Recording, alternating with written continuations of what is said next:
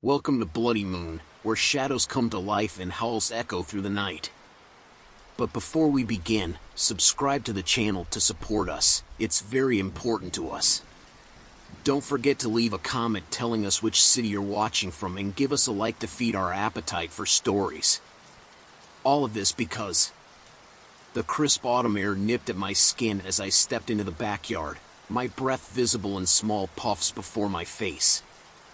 It was a typical October evening in our quiet Connecticut suburb, the kind of night where the veil between the mundane and the mysterious feels gossamer thin.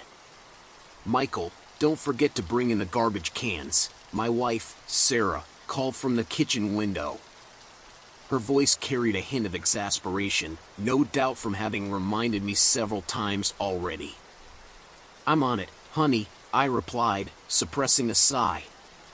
It was trash day tomorrow, and I'd promised to tackle this chore before settling in for the night.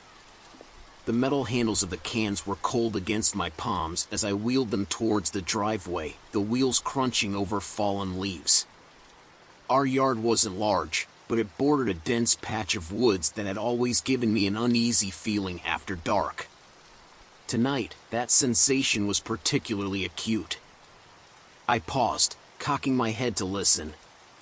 The usual nighttime sounds, chirping crickets, the distant hoot of an owl, seemed muted, as if the forest itself was holding its breath. A rustling in the bushes sent a chill down my spine. "Hello?" I called out, immediately feeling foolish. It was probably just a raccoon or maybe the Johnson's cat from next door. Still, I couldn't shake the creeping sense of unease that had settled over me. The rustling intensified, and I took an involuntary step back. "Who's there?" My voice sounded thin and reedy in the still night air. No response came, but the bushes at the edge of our property continued to sway and shake, as if something large was moving through them. My heart began to race, pounding so loudly I was sure it must be audible. "Michael?" Sarah's voice floated out again, tinged with concern this time. "Is everything okay out there?" I opened my mouth to respond, to reassure her, but the words died in my throat as I spotted a large, dog-like shape emerging from the shadows. At first, I thought it must be a stray, perhaps a German shepherd or a particularly robust husky. But as it moved into the dim light cast by our back porch, I realized with growing horror that this was no ordinary canine. Its fur was a mottled gray, matted in places and hanging in ragged patches. The creature's eyes glowed with an unnatural yellow luminescence, fixed on me with predatory intensity. But it was the size that truly struck fear into my heart. This thing was massive, easily the size of a small bear. Time seemed to slow as the creature rose to its hind legs. I blinked hard, certain I must be hallucinating. Dogs don't stand up like that. They can't. But there it was, towering over me at what must have been 7 or 8 feet tall. Its front paws, no, hands, ended in wickedly curved claws that glinted in the moonlight. I froze in terror as those glowing yellow eyes locked onto mine. In that moment, I knew with bone-deep certainty that I was looking at something that shouldn't exist. Something that defied all logic and reason. A werewolf. "This isn't real," I whispered, my voice barely audible even to my own ears. "This can't be happening." The creature's lips pulled back in a snarl, revealing rows of razor-sharp teeth. A low growl rumbled from its chest, a sound so deep and menacing it seemed to vibrate through the ground beneath my feet. "Michael!" Sarah's voice again, sharper now. "What's going on out there?" The sound seemed to break the spell that had held me paralyzed. I turned and ran, my feet slipping on the dew-damp grass as I scrambled towards the house. "Sarah!" I screamed. "Call 911. Lock the doors." I could hear it behind me, the heavy thud of its footfalls and the snap of its jaws. The porch was only yards away, but it felt like miles. My lungs burned as I pushed myself harder, driven by pure, animalistic fear. I hit the back door at full speed, my trembling hands fumbling with the knob. "Sarah! Let me in!" The door flew open, and I tumbled inside, slamming it shut behind me and throwing the deadbolt.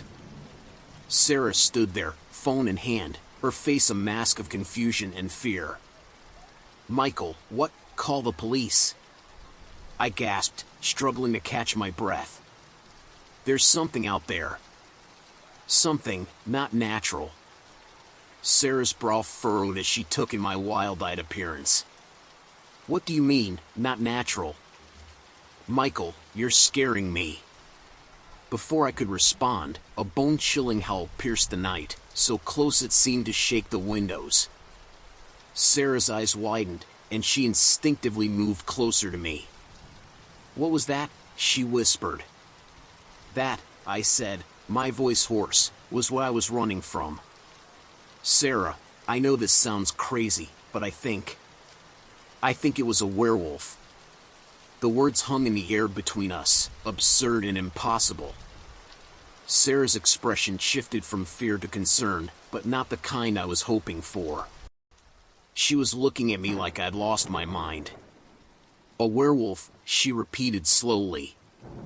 "Michael, come on, you can't be serious." "I know how it sounds," I said, running a shaking hand through my hair. "But I swear to you, what I saw out there wasn't a normal animal. It stood up, Sarah. On two legs. It was at least 7 feet tall."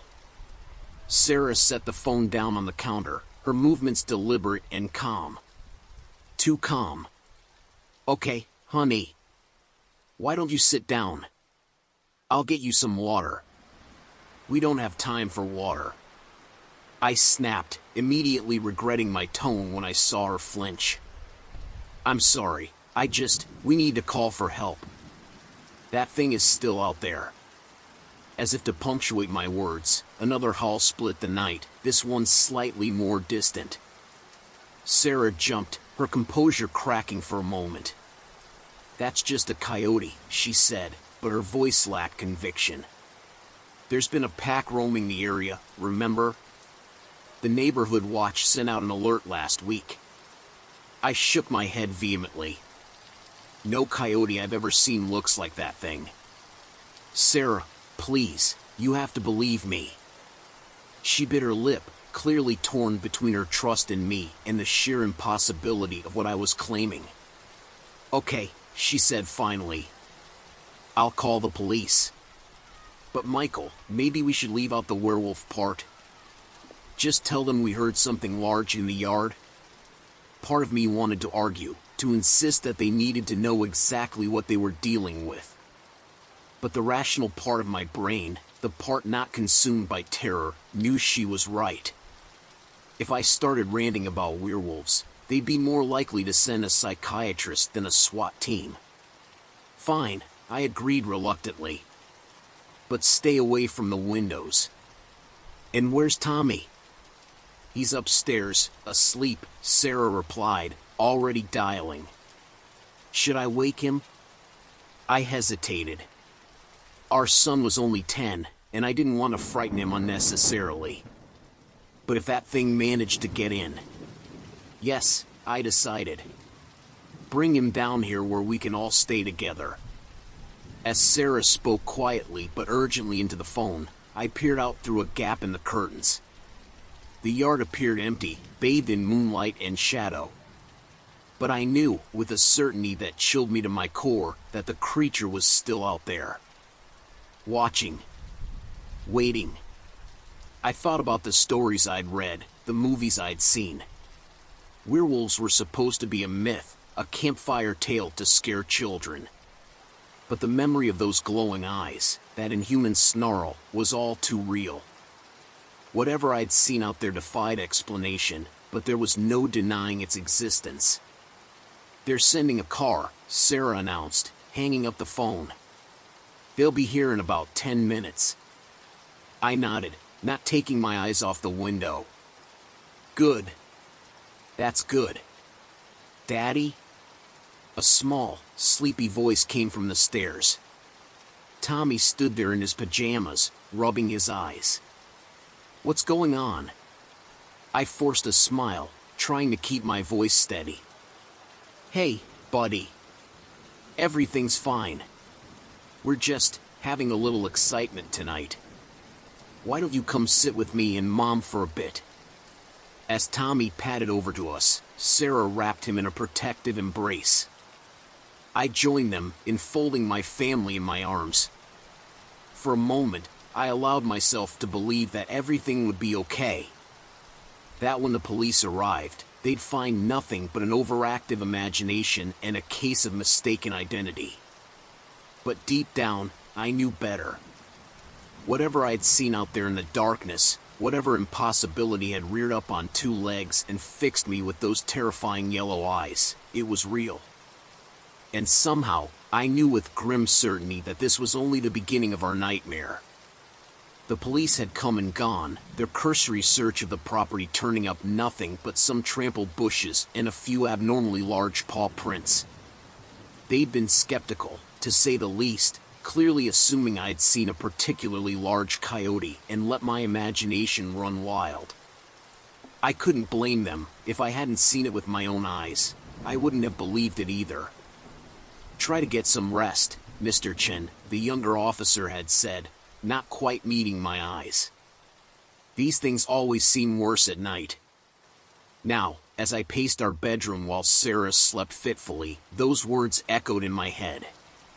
It was nearly dawn, the sky outside our window slowly lightening from inky black to a deep, bruised purple.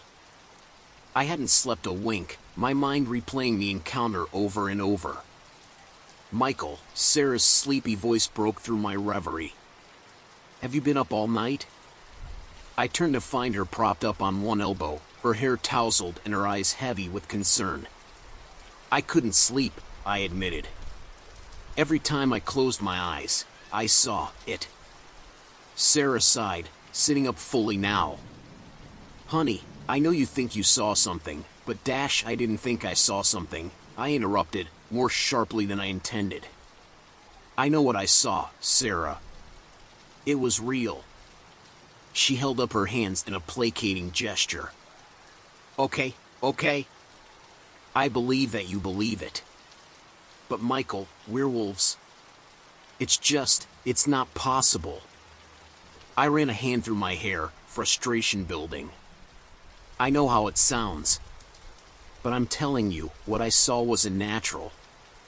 It wasn't just some big dog or a bear. It stood up, Sarah.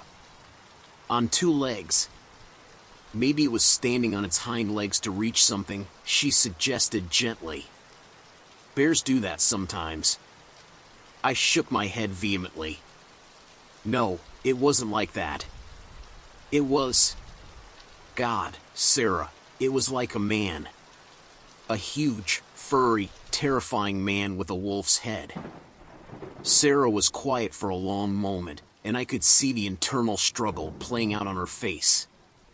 She wanted to believe me, to trust me, but everything I was saying flew in the face of reason and logic. What do you want to do? She finally asked. I blinked, surprised by the question. Do? Well, we can't just pretend this didn't happen, she said. Whether it was what you think it was, or something else, you're clearly shaken up. So what do we do now? I hadn't thought that far ahead. The idea of going about our normal lives after what I'd seen seemed ludicrous, but what were the alternatives? I don't know, I admitted. But I can't just ignore this, Sarah. What if it comes back? What if it hurts someone? Sarah nodded slowly. Okay. How about this, you take the day off work? We'll do some research, maybe reach out to local wildlife experts. There has to be a rational explanation, and we'll find it. Together. Relief washed over me. She might not fully believe me yet, but at least she was willing to help. Thank you, I said, leaning in to kiss her forehead. I love you. I love you too, she replied. Now try to get some sleep. I'll call the school and let them know Tommy's staying home today too. As Sarah got up to start our day, I finally allowed myself to lie down. Exhaustion quickly overtook me, and I fell into a fitful sleep filled with yellow eyes and gnashing teeth. I woke with a start several hours later, the bedroom bathed in the golden light of late afternoon. For a moment, I forgot about the events of the previous night, but then it all came rushing back. The creature. The disbelieving police. Sarah's cautious support.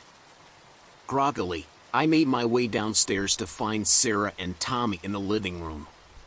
Tommy was engrossed in a video game, while Sarah scrolled through her tablet with a furrowed brow. "Hey," I said, my voice still rough with sleep. "Find anything?" Sarah looked up, her expression a mix of frustration and concern. "Nothing concrete. There are some local legends about dogmen in the forests around here, but it's all campfire stories and blurry photos. Nothing scientific." I sighed, sinking into the armchair across from her. I didn't really expect there to be, I guess. But it has to come from somewhere, right? These stories?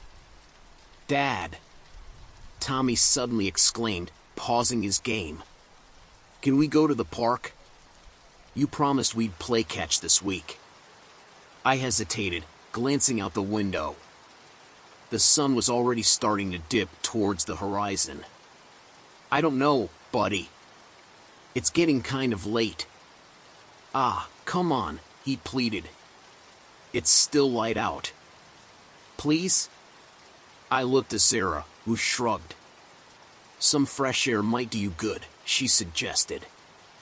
"Just stay in the open areas, okay?" Against my better judgment, I nodded. "All right, champ. Go get your glove." As Tommy raced upstairs, Sarah caught my hand. "Are you sure you're okay with this?" I forced a smile. "Yeah, it'll be fine. You're right, I need to get out of the house. And it was just one night, right? What are the odds of it happening again?" 20 minutes later, Tommy and I were at the small park a few blocks from our house. It was mostly empty, just a couple of dog walkers and a few kids on the playground. We found an open stretch of grass and began tossing the ball back and forth. "Dad?" Tommy asked after a while. "What really happened last night? I heard you and Mom talking about a monster." I caught the ball, holding it as I considered how to answer. "It wasn't a monster, Tommy. I just saw something that scared me. But everything's okay now." He nodded, but I could tell he wasn't entirely convinced. "Was it like the Wolf Man? From the movies?" "No, buddy," I said, tossing the ball back perhaps a bit too forcefully. "Those are just stories. What I saw was probably just a big dog or something. Nothing to worry about." We continued playing as the sun sank lower, casting long shadows across the park. I was just about to suggest we head home when a movement at the edge of the tree line caught my eye. My breath caught in my throat as I saw a familiar shape emerge from the shadows. "Tommy," I said, trying to keep my voice calm. "I want you to very slowly walk over to me, okay?" He must have sensed the tension in my voice because he didn't argue or ask why. He just nodded and began to move towards me, his eyes wide with fear. The creature was fully visible now, its massive form unmistakable even in the fading light. It stood on all fours at first, but as it spotted us, it slowly rose to its hind legs. Those same yellow eyes that had haunted my dreams now fixed on us with predatory intent. "Run," I whispered to Tommy as he reached me. "Run home as fast as you can. Don't look back. Go!" He took off without a word, his small feet pounding the grass. The werewolf's head swiveled to follow him, but I couldn't let that happen. I had to keep its attention on me. Hey! I shouted, waving my arms. Over here, you bastard. It worked. The creature's gaze snapped back to me, a low growl rumbling from its chest. Then, with a speed that seemed impossible for something so large, it charged.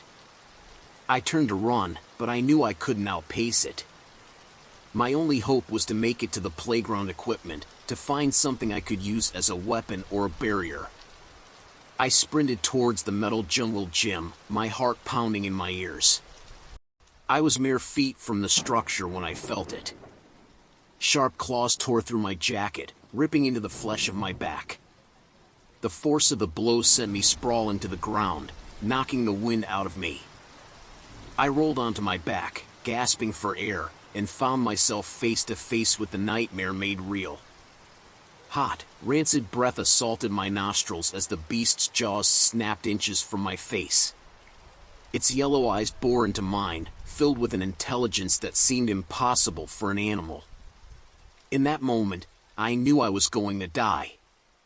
This creature, this impossibility, was going to tear me apart in a public park, and no one would ever believe what had really happened. But some primal instinct for survival kicked in. As the werewolf lunged for my throat, I managed to bring my arm up. I screamed in agony as teeth sank into my forearm, but it was better than my neck. The pain was excruciating, unlike anything I'd ever experienced. But it also cleared my head, pushing through the fog of terror. With my free hand, I groped blindly on the ground beside me, praying to find something, anything I could use as a weapon. My fingers closed around a rock, about the size of a baseball. Gritting my teeth against the pain, I swung with all my might, connecting solidly with the side of the creature's head. It yelped, more in surprise than pain, I think, but it was enough to make it release my arm. I scrambled backwards, my vision blurring as blood poured from the wound. The werewolf shook its head, clearly dazed from the blow, but I knew it wouldn't stay that way for long. I struggled to my feet, swaying as a wave of dizziness washed over me. Help! I screamed, hoping against hope that someone, anyone, would hear. Somebody help me! The creature recovered quickly, its eyes finding me once again. But this time, there was something different in its gaze. Was it hesitation? Had my resistance given it pause? For a long moment, we stood there, man and beast, locked in a standoff. Then, to my utter disbelief, it turned and looked back towards the trees, disappearing into the gathering darkness. I stood there, panting and bleeding, unable to process what had just happened. Had I actually driven it off? Or was it just going to circle around and attack again? I couldn't take that chance. Clutching my mangled arm to my chest, I stumbled towards home. Blood pounded in my ears as I staggered down the sidewalk, each step in agony. As our house came into view, I saw Sarah burst out the front door, Tommy close behind her. She must have seen the blood because she let out a scream that seemed to echo through the quiet neighborhood. Michael! Oh my God, Michael! I collapsed into her arms, the last of my strength giving out. As darkness crept in at the edges of my vision, I heard sirens in the distance. It was real, I mumbled, my words slurring. Sarah, it was real. You have to believe me now. Then the world went black, and I knew no more. The emergency room's harsh lights made the night's events feel surreal. I blinked rapidly, trying to adjust my vision as nurses and doctors bustled around me. The antiseptic smell burned my nostrils, a stark contrast to the earthy, wild scent of my attacker that still lingered in my memory. Mr. Chen, a voice cut through the haze of my thoughts. Can you hear me? I turned to see a middle-aged doctor standing beside my bed, his face a mask of professional concern. His name tag read Dr. Ramirez. Yes, I croaked, my throat dry and raw. I can hear you. Good, Dr. Ramirez nodded, making a note on his clipboard. "You've lost a significant amount of blood, but we've managed to stop the bleeding. The wounds on your arm are severe. Can you tell me what happened?" I swallowed hard, knowing how my next words would sound. "I was attacked. In the park. By a werewolf." Dr. Ramirez's pen paused mid-stroke. He looked up at me, his expression carefully neutral. "A werewolf? Mr. Chen, are you sure about that?" "I know how it sounds," I said, frustration creeping into my voice. "But I'm telling you, it wasn't a normal animal. It stood on two legs. It was at least 7 feet tall. Its eyes..." I shuddered at the memory. Its eyes were intelligent. Almost human. The doctor exchanged a glance with a nearby nurse, who raised her eyebrows skeptically. "Mr. Chen," Dr. Ramirez said slowly, "you've been through a traumatic experience. It's not uncommon for the mind to embellish details in times of extreme stress. Are you sure it wasn't perhaps a large dog? Or maybe a bear?" I shook my head vehemently, wincing as the movement sent a spike of pain through my body. "No. I know what I saw. It wasn't a dog or a bear. It was a werewolf." Dr. Ramirez sighed, setting down his clipboard. "All right. We'll discuss this more later. For now, you need to rest. We'll be keeping you overnight for observation, and a psychiatrist will be by to speak with you in the morning." "A psychiatrist?" I echoed, anger flaring in my chest. "I don't need a psychiatrist. I need someone to believe me. It's just standard procedure after a traumatic event," the doctor assured me, but I could see the doubt in his eyes. "Try to get some sleep. Your wife is here. Would you like to see her?" I nodded, suddenly desperate for Sarah's presence. As Dr. Ramirez left to fetch her, I sank back into the pillows, exhaustion washing over me. Sarah entered a few minutes later, her face pale and drawn with worry. She rushed to my bedside, taking my uninjured hand in hers. "Oh, Michael," she whispered, her eyes filling with tears. I was so scared. When Tommy came home alone, screaming about a monster. "Is he okay?" I asked urgently. "The thing didn't hurt him, did it?" Sarah shook her head. "No, he's fine. Shaken up, but not hurt. My parents came to stay with him." She paused, biting her lip. "Michael, what happened out there?" Tommy said. "He said you told him to run, that there was a monster." I took a deep breath, steeling myself. "Sarah, it was real. The werewolf. It attacked me in the park. It's the same thing I saw in our yard. I know it sounds crazy, but you have to believe me." My wife's worried eyes betray her doubt in my sanity. She squeezed my hand gently. "Michael, honey, I want to believe you. But werewolves? It's just not possible. Then how do you explain this?" I demanded, gesturing to my bandaged arm. "You think a normal animal did this?" "The doctor said it looks like a large dog attack," Sarah said softly. Maybe it was a wolf that escaped from somewhere. Or a really big coyote." I closed my eyes, fighting back a wave of frustration and despair. "It wasn't a wolf or a coyote, Sarah. It stood up. On 2 legs. It was as tall as a man, maybe taller. I saw its face. It wasn't just an animal."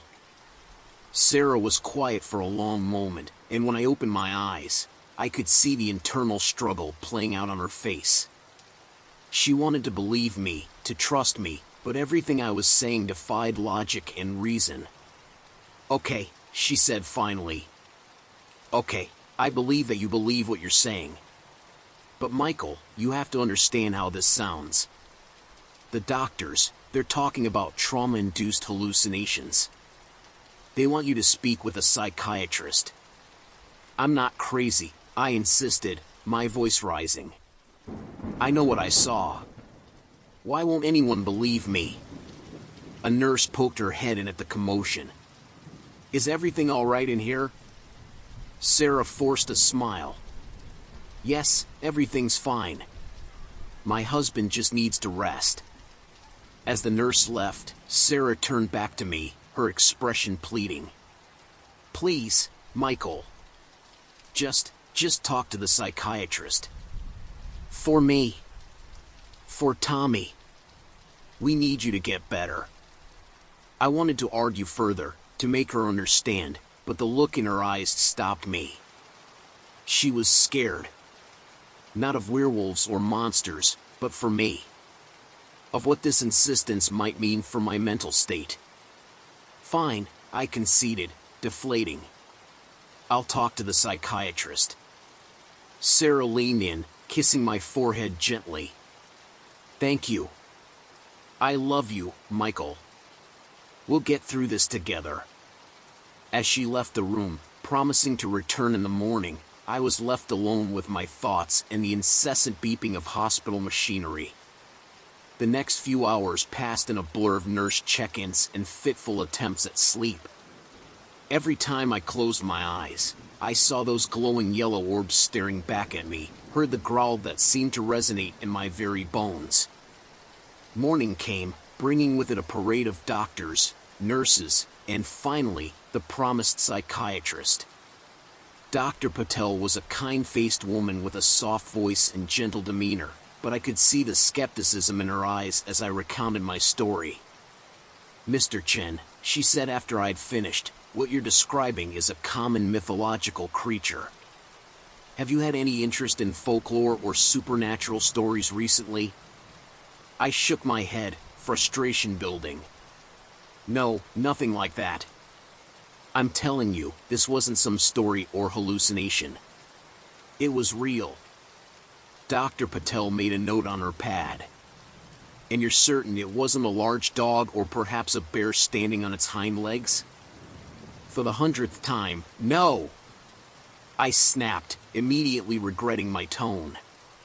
I'm sorry, I know what I saw. Why is it so hard for everyone to believe me? Mr. Chen, Dr. Patel said gently, I understand this feels very real to you. But you have to understand, what you're describing goes against everything we know about the natural world. There's no scientific evidence for the existence of werewolves. There's no scientific evidence for a lot of things until someone discovers them, I argued. Just because we haven't found something doesn't mean it doesn't exist. Dr. Patel nodded, but I could tell she wasn't convinced. That's true.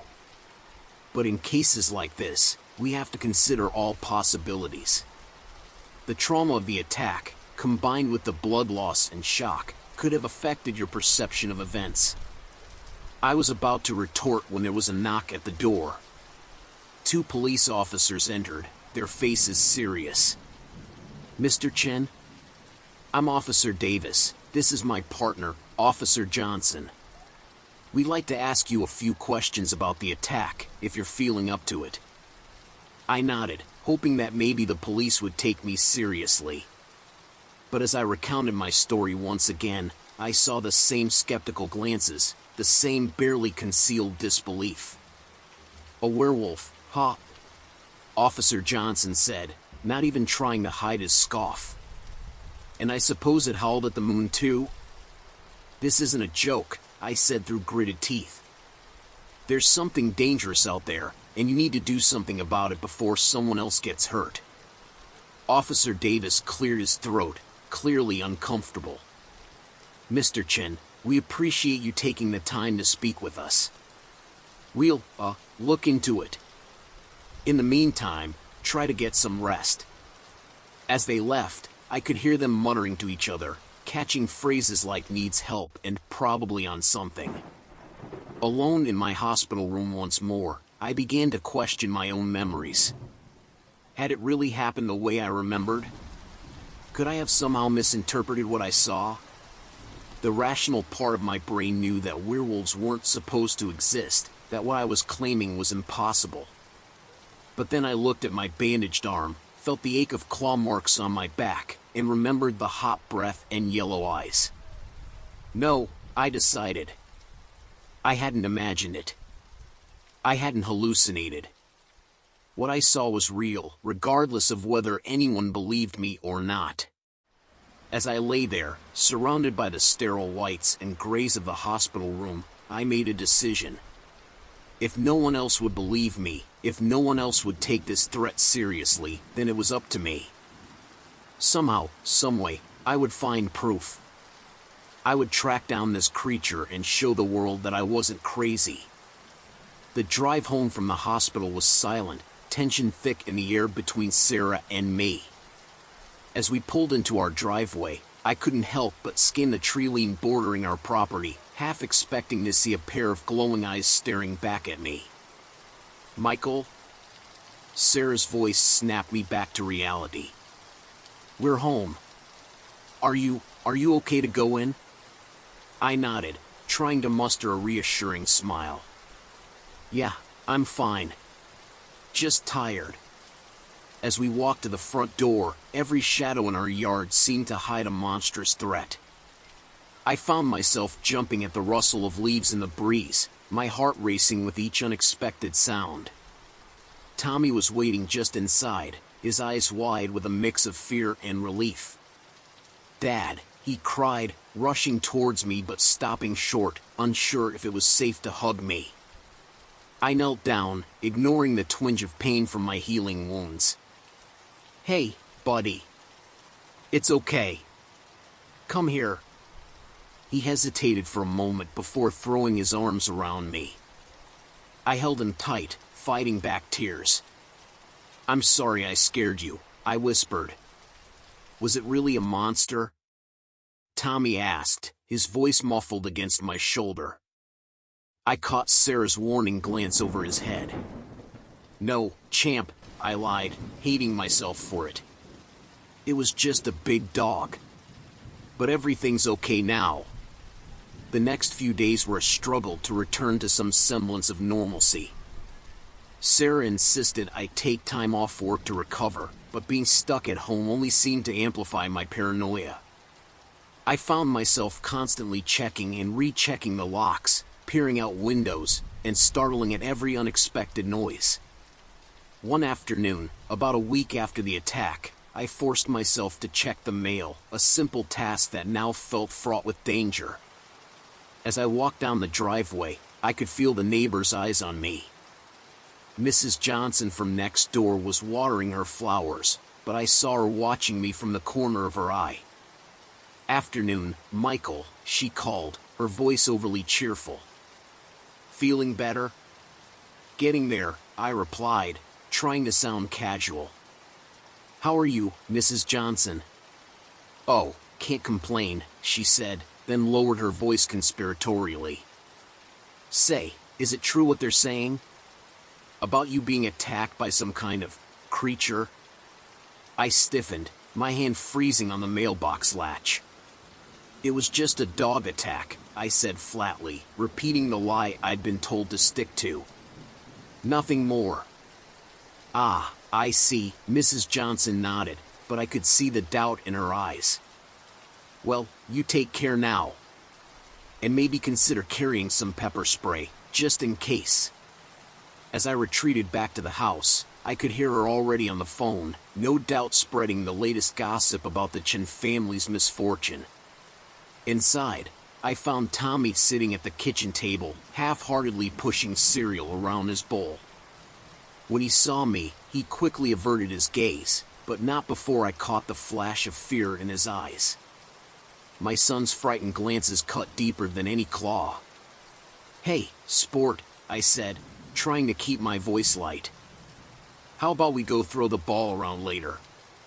Tommy shrugged, still not meeting my eyes. I dunno. Maybe. Come on, it'll be fun, I pressed, desperate to reconnect with him. Just like we used to. Finally, he looked up at me. But what if what if the dog comes back? I felt my heart break a little. Tommy, I promise you, nothing bad is going to happen. I won't let it. He nodded, but I could see he wasn't convinced. As he left the room, I sank into a chair, burying my face in my hands. How could I protect my family from something they didn't even believe existed? Night brought its own challenges.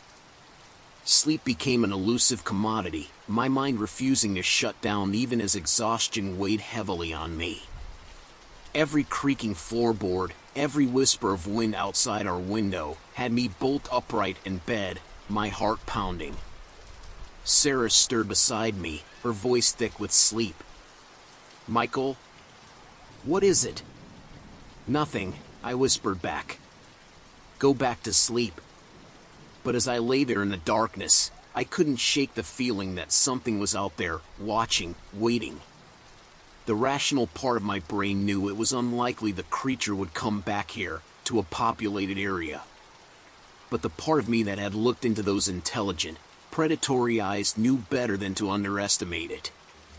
During the day, I found myself obsessively scanning news reports for any similar attacks.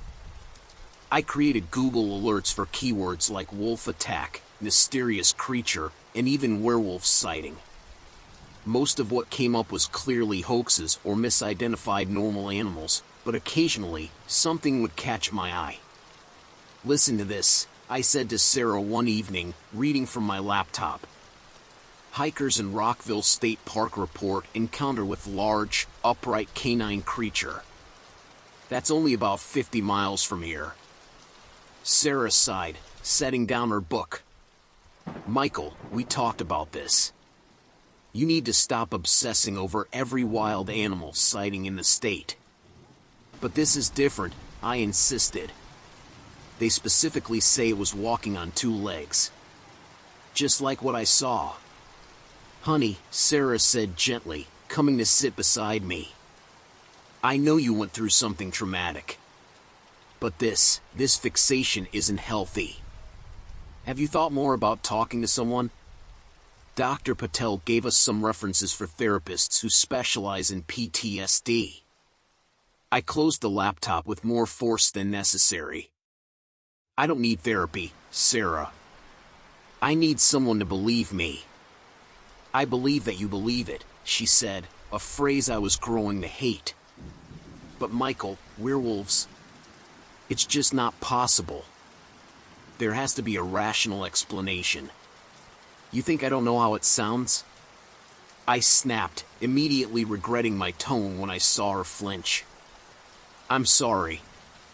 I know what I saw. And I can't just pretend it didn't happen. Sarah was quiet for a long moment, then reached up to take my hand. Okay. Let's say, for argument's sake, that what you saw was real. What do you want to do about it? Hunt it down yourself? I hesitated. The truth was, I had been considering exactly that. But hearing it said out loud made me realize how insane it sounded. No, I said finally. No, of course not. I need to understand. To make sense of what happened to me. Sarah squeezed my hand. I know. And I want to help you do that. But maybe we can find a way to do it that doesn't involve werewolves. Something that won't have the whole neighborhood thinking you've lost your mind. I nodded slowly, feeling a mix of gratitude for her support and frustration at her continued disbelief. Yeah, okay. We can try that. As Sarah went to bed that night, I found myself once again drawn to the window, staring out into the darkness of our backyard. The full moon hung low in the sky, casting long shadows across the lawn. For a moment, I thought I saw a flicker of movement at the edge of the trees, but I blinked and it was gone. Real or imagined, the threat felt ever present. I knew that returning to true normalcy would be impossible until I found answers. Until I could prove, to myself and to the world, that I wasn't crazy. That the monster in the shadows was more than just a figment of my traumatized imagination.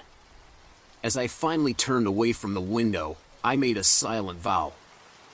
I would find the truth, no matter what it took. Because the alternative, accepting that I had imagined it all, that I was losing my grip on reality, was far more terrifying than any monster could ever be.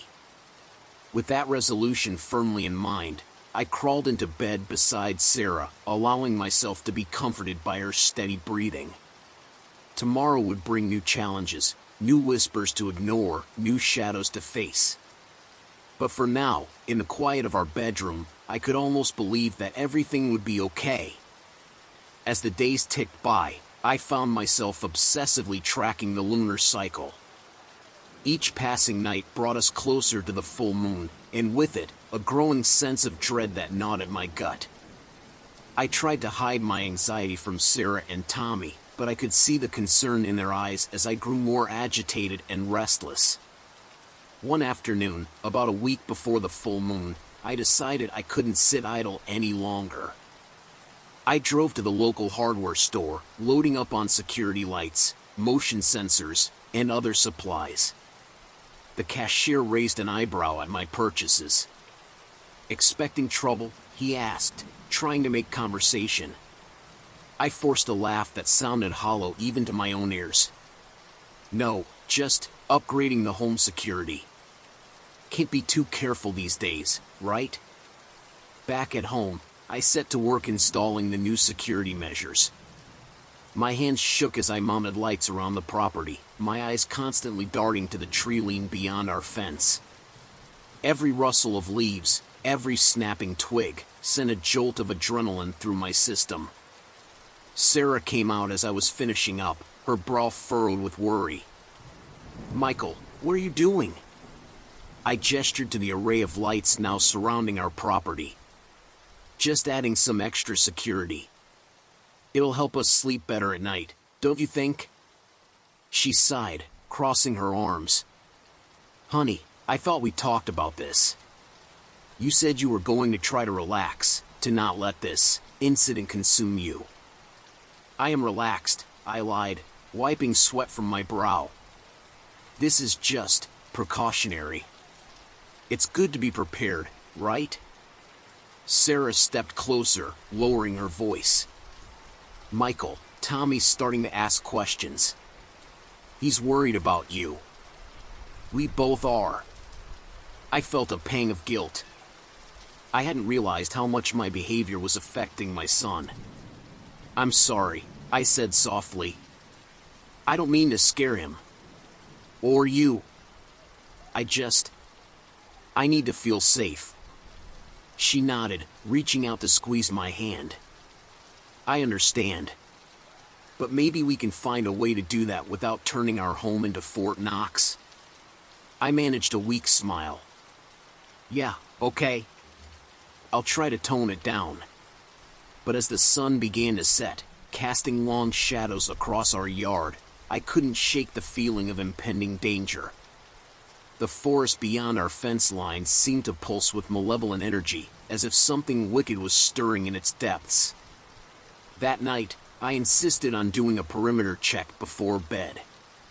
Sarah's patience was clearly wearing thin, but she didn't stop me as I made my way around the property, checking locks and peering into shadows. "All clear?" she asked when I finally came back inside, her tone a mix of concern and exasperation. I nodded, trying to appear more confident than I felt. "Yeah, everything's fine. Just being thorough." As we got ready for bed, I could feel Sarah's eyes on me, watching for signs of, what? Madness? Fear? I wasn't sure anymore. "Michael," she said softly as we lay in the darkness. I think maybe it's time we considered talking to someone. A professional." I stiffened. "You need a shrink?" "Sarah, I'm not crazy." "I didn't say you were, she replied quickly. But you've been through a traumatic experience. It's normal to need help processing that. I turned to face her, even though I could barely make out her features in the dim light. Do you believe me? About what I saw? There was a long pause before she answered. I believe that you believe it. And I believe that something attacked you. But Michael, werewolves... It's hard to accept. I felt a surge of frustration, but I pushed it down. I know how it sounds. But Sarah, I know what I saw. And I can't just pretend it didn't happen. She reached out, her hand finding mine in the darkness. I know. And I'm not asking you to. But maybe talking to someone could help you make sense of it all. I was about to respond when a sound cut through the night, a long, mournful howl that seemed to shake the very air around us. I bolted upright, my heart pounding. Did you hear that? I whispered urgently.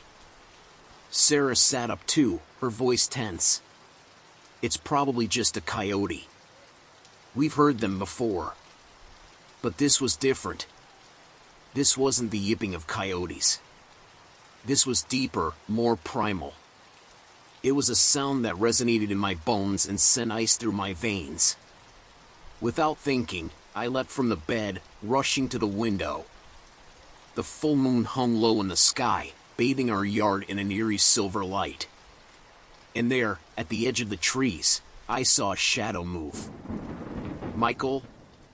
Sarah's voice was tinged with fear now. What is it? What do you see? I squinted, trying to make out details in the darkness. For a moment, I thought I saw the gleam of yellow eyes, but then it was gone. I'm not sure, I admitted, my voice shaking. But I think it's out there. Sarah was beside me now, peering out into the night. I don't see anything. Michael, please, come back to bed. You're scaring me. Another howl split the air, closer this time. I grabbed Sarah's hand, pulling her away from the window. We need to check on Tommy. Now. We rushed to our son's room, finding him awake and terrified.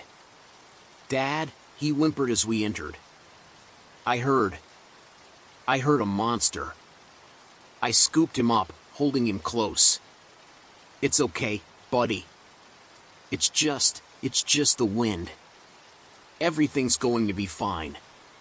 But even as I said the words, I knew they were a lie. The thing that had attacked me was back. And this time, it was closer to home. We spent the rest of the night huddled in Tommy's room, the three of us wrapped in blankets as if they could shield us from the horrors outside.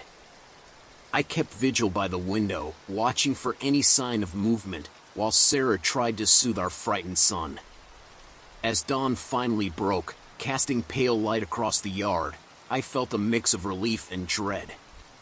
We had made it through the night, but the full moon was still days away. And something told me that this was just the beginning. Over breakfast, Sarah broached the subject again. Michael, after last night, I really think we need to consider leaving for a while. Maybe visit my parents until you're feeling better. I shook my head vehemently. No. Running away won't solve anything. It'll just follow us. What will follow us? Tommy asked, his eyes wide with fear. I realized my mistake too late. Nothing, buddy. I just meant bad feelings sometimes follow us when we run from them. It's better to face our fears. Sarah shot me a look that was part frustration, part concern. Okay, then what do you suggest? We can't keep living like this, jumping in every sound. I took a deep breath, knowing what I was about to say would sound crazy. I think I need to go into the woods. To find it. Absolutely not, Sarah said immediately. Michael, that's insane. If there really is something dangerous out there, you can't just go looking for it. But if I don't, who will? I argued. The police don't believe me. No one does. If I can just find some evidence, some proof. Sarah's face softened. Honey, I know you want answers. But this isn't the way. Please, if you won't leave, at least promise me you won't go into those woods alone. I wanted to argue further, but the fear in her eyes stopped me. Okay, I said finally. I promise. But even as I spoke the words, I knew it was a promise I might not be able to keep. Because as the full moon drew closer, I could feel something building, a tension in the air, a sense of impending confrontation. Whatever had attacked me that night in the park was out there. And somehow, I knew it was coming for me again. The only question was, would I be ready when it did? As I looked at my family, Sarah's worried face, Tommy's wide, frightened eyes, I made a silent vow. I would protect them, no matter the cost. Even if it meant facing the monster alone. The full moon was coming. And with it, a reckoning I both dreaded and yearned for. Because only in confronting the beast could I hope to find the answers that had eluded me, the proof I so desperately needed. As we cleared the breakfast table, I caught a glimpse of my reflection in the window. The man staring back at me looked haggard, haunted. But there was a determination in his eyes that hadn't been there before. The full moon hung heavy in the sky, casting an eerie glow over our property. Despite Sarah's pleas, I found myself unable to sleep, pacing restlessly by the living room window.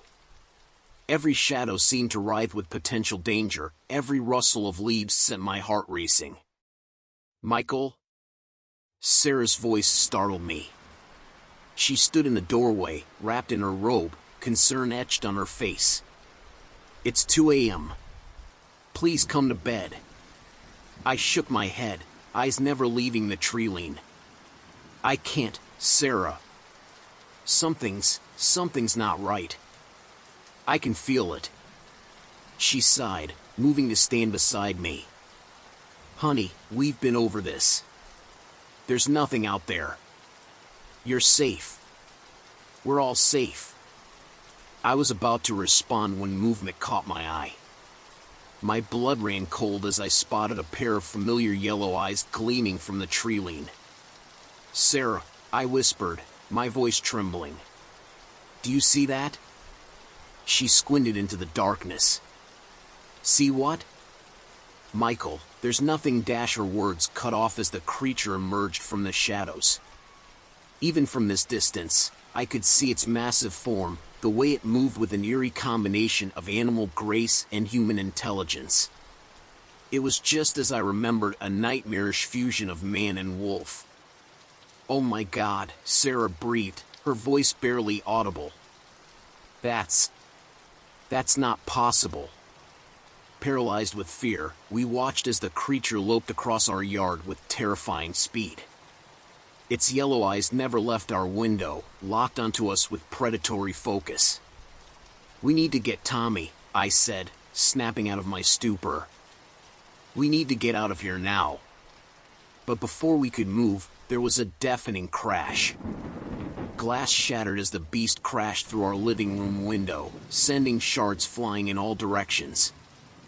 Sarah screamed, and I pushed her behind me, facing the monster that had haunted my nightmares.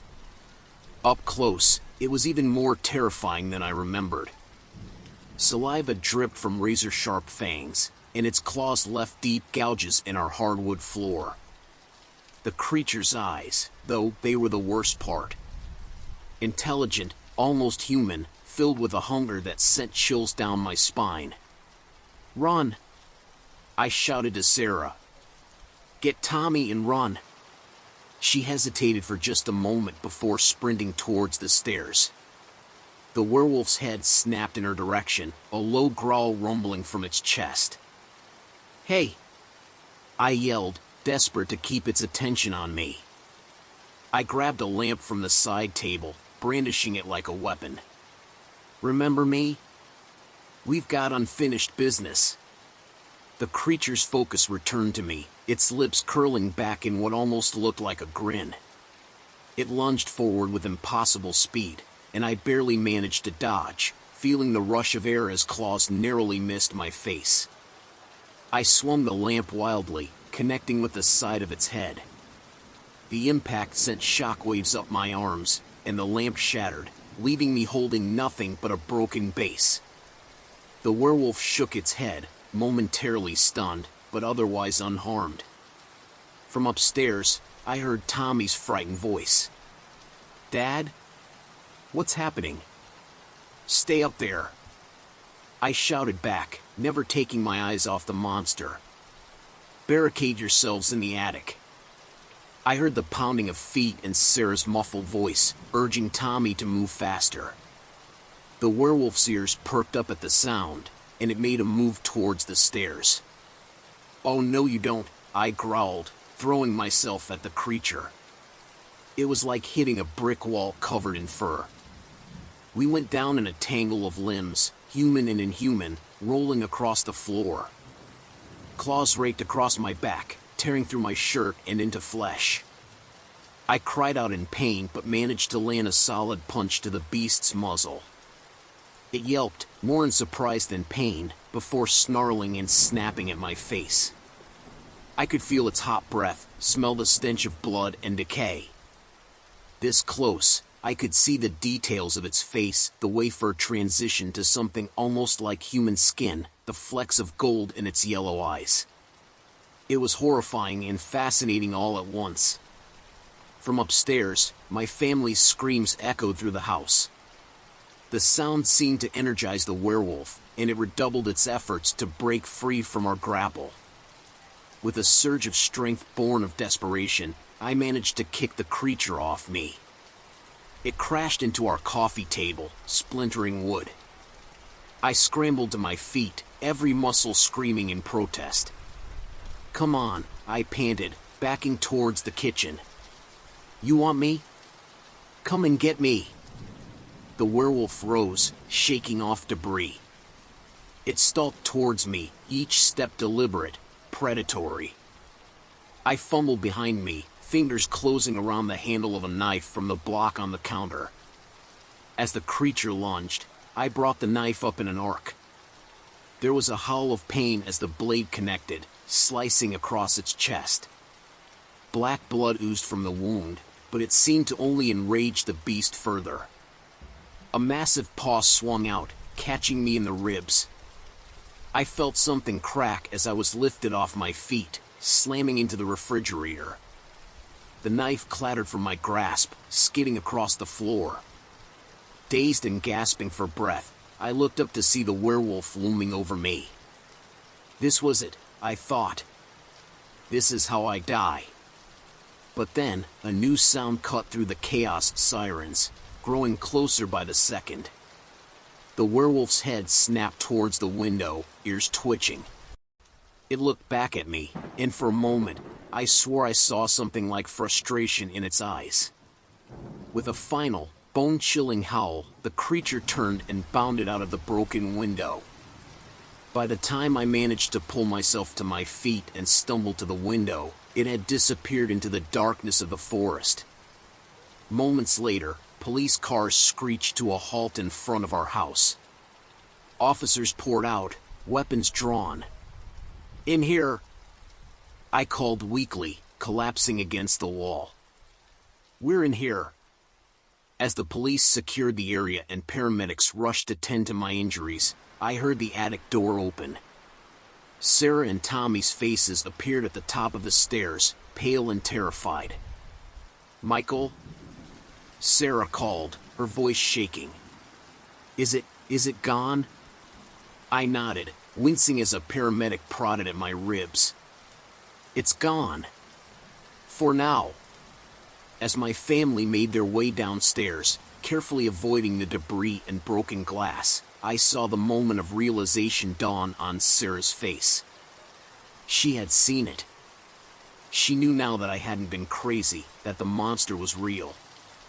"I'm so sorry," she whispered, kneeling beside me. "I'm so sorry I didn't believe you." I reached out, taking her hand. "It's okay. You believe me now. That's what matters." Tommy clung to his mother, his eyes wide as he took in the destruction. "Dad, was that really a..." "Yeah, buddy," I said softly. "It was. But it's gone now. We're safe." As the paramedics helped me onto a stretcher and the police began taking statements, I couldn't shake the feeling that this was far from over. The werewolf had come for me, had tracked me to my home. And something told me it wouldn't stop until it finished what it started. But as I looked at my family, shaken but alive, I felt a new resolve settle over me. I had faced the monster and survived. Twice now.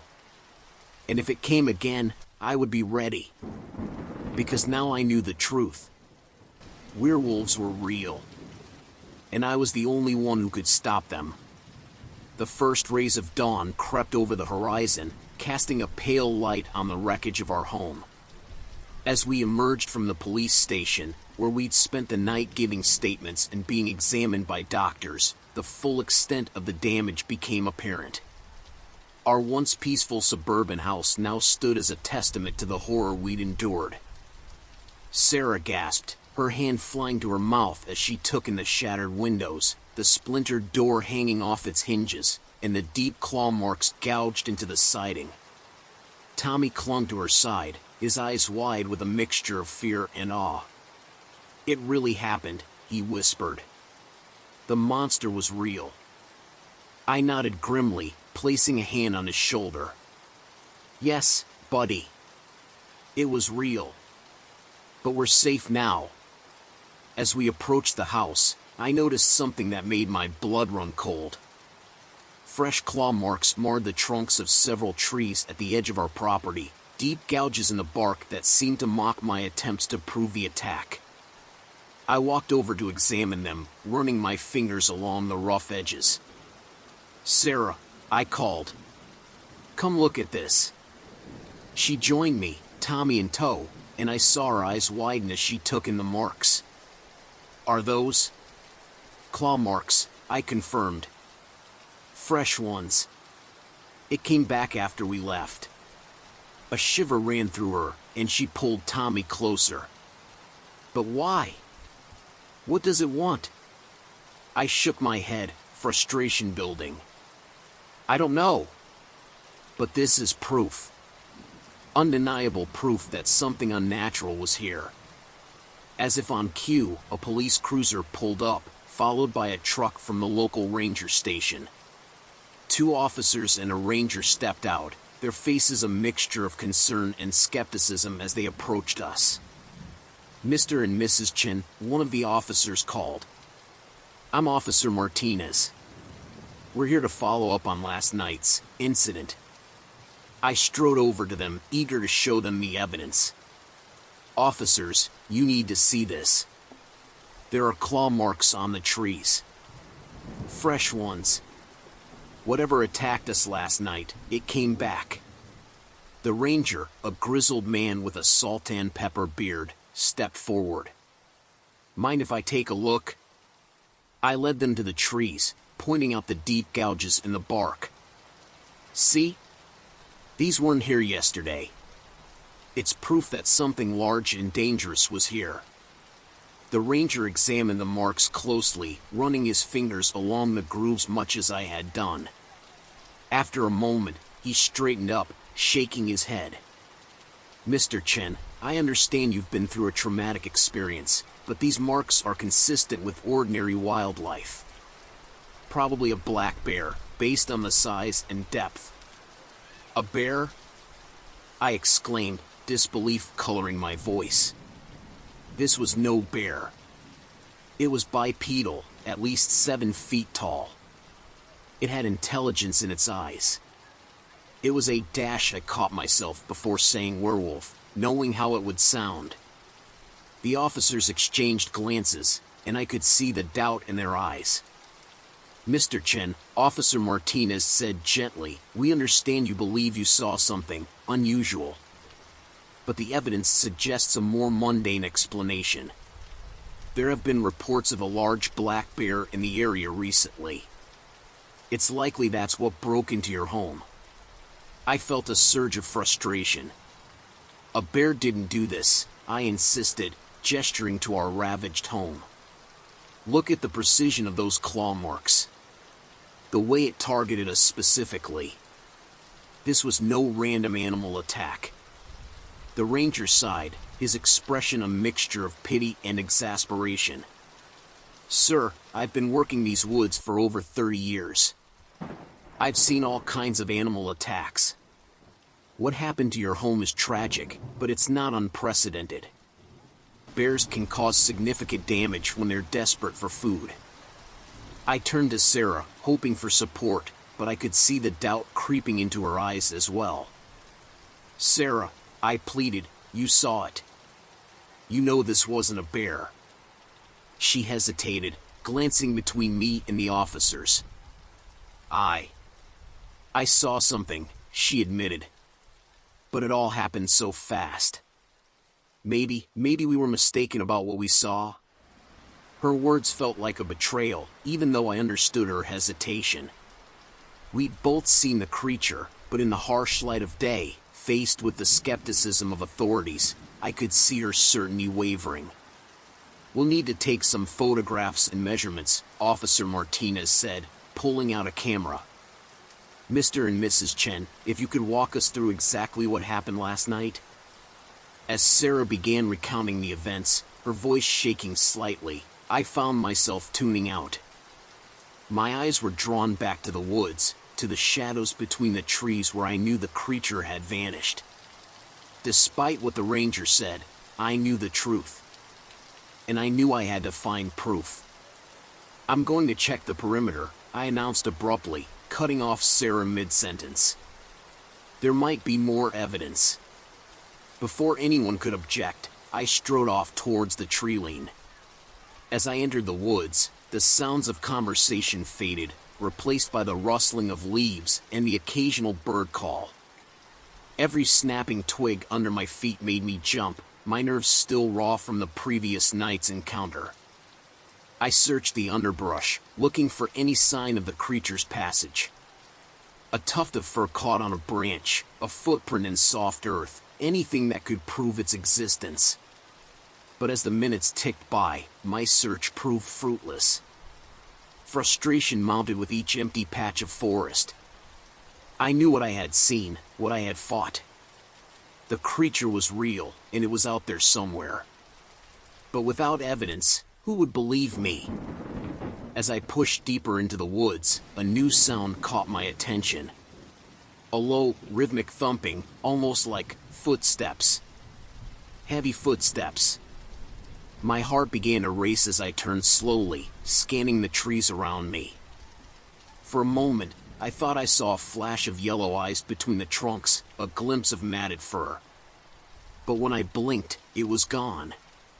Hello? I called out, my voice echoing through the trees. Is someone there? Silence was my only answer. But as I stood there, straining my ears for any sound, a new feeling began to take root. It wasn't fear, not exactly. It was determination. A newfound resolve that settled in my chest like a burning coal. I may not have found the evidence I was looking for, but I knew the truth. The creature was real, and it was still out there. And if no one else would believe me, then it was up to me to expose the truth. As I made my way back to the house, my mind was already racing with plans. I would need supplies, weapons, cameras. I would need to research, to prepare. Because one thing was certain, this wasn't over. The hunt had only just begun. In the days that followed, our lives took on a surreal quality. The insurance company arrived to assess the damage to our home, their adjusters clucking their tongues at the bear attack. Contractors came and went, boarding up windows and patching holes. Through it all, I found myself growing increasingly restless. Sarah and Tommy seemed eager to put the incident behind us, to chalk it up to a freak occurrence and move on. But I couldn't shake the memory of those yellow eyes, the intelligence behind them. I knew it would return, and I had to be ready. One evening, about a week after the attack, I was in the garage, organizing the supplies I'd been secretly accumulating. Heavy-duty flashlights, a night vision camera, tranquilizer darts I'd managed to procure through less-than-legal channels. I was so engrossed in my preparations that I didn't hear Sarah approach. "Michael?" Her voice made me jump, and I hastily tried to cover the equipment with a tarp. "What are you doing out here?" I turned to face her, forcing a smile. "Oh, just organizing some camping gear. Thought it might be good to get out into nature, you know? Help us process everything that happened." Sarah's eyes narrowed, and I could see she wasn't buying it. "Camping gear? Michael, you hate camping. What's really going on?" I sighed, knowing I couldn't keep up the charade. "All right, you caught me. I'm preparing." "Preparing for what?" she asked, though I could see in her eyes that she already knew the answer. "For when it comes back," I said quietly. "Sarah, you know as well as I do that what attacked us wasn't a bear. It's still out there, and I need to be ready." She was quiet for a long moment, her eyes roaming over the equipment I'd gathered. When she spoke, her voice was gentle but firm. "Michael, I know what we saw was unusual.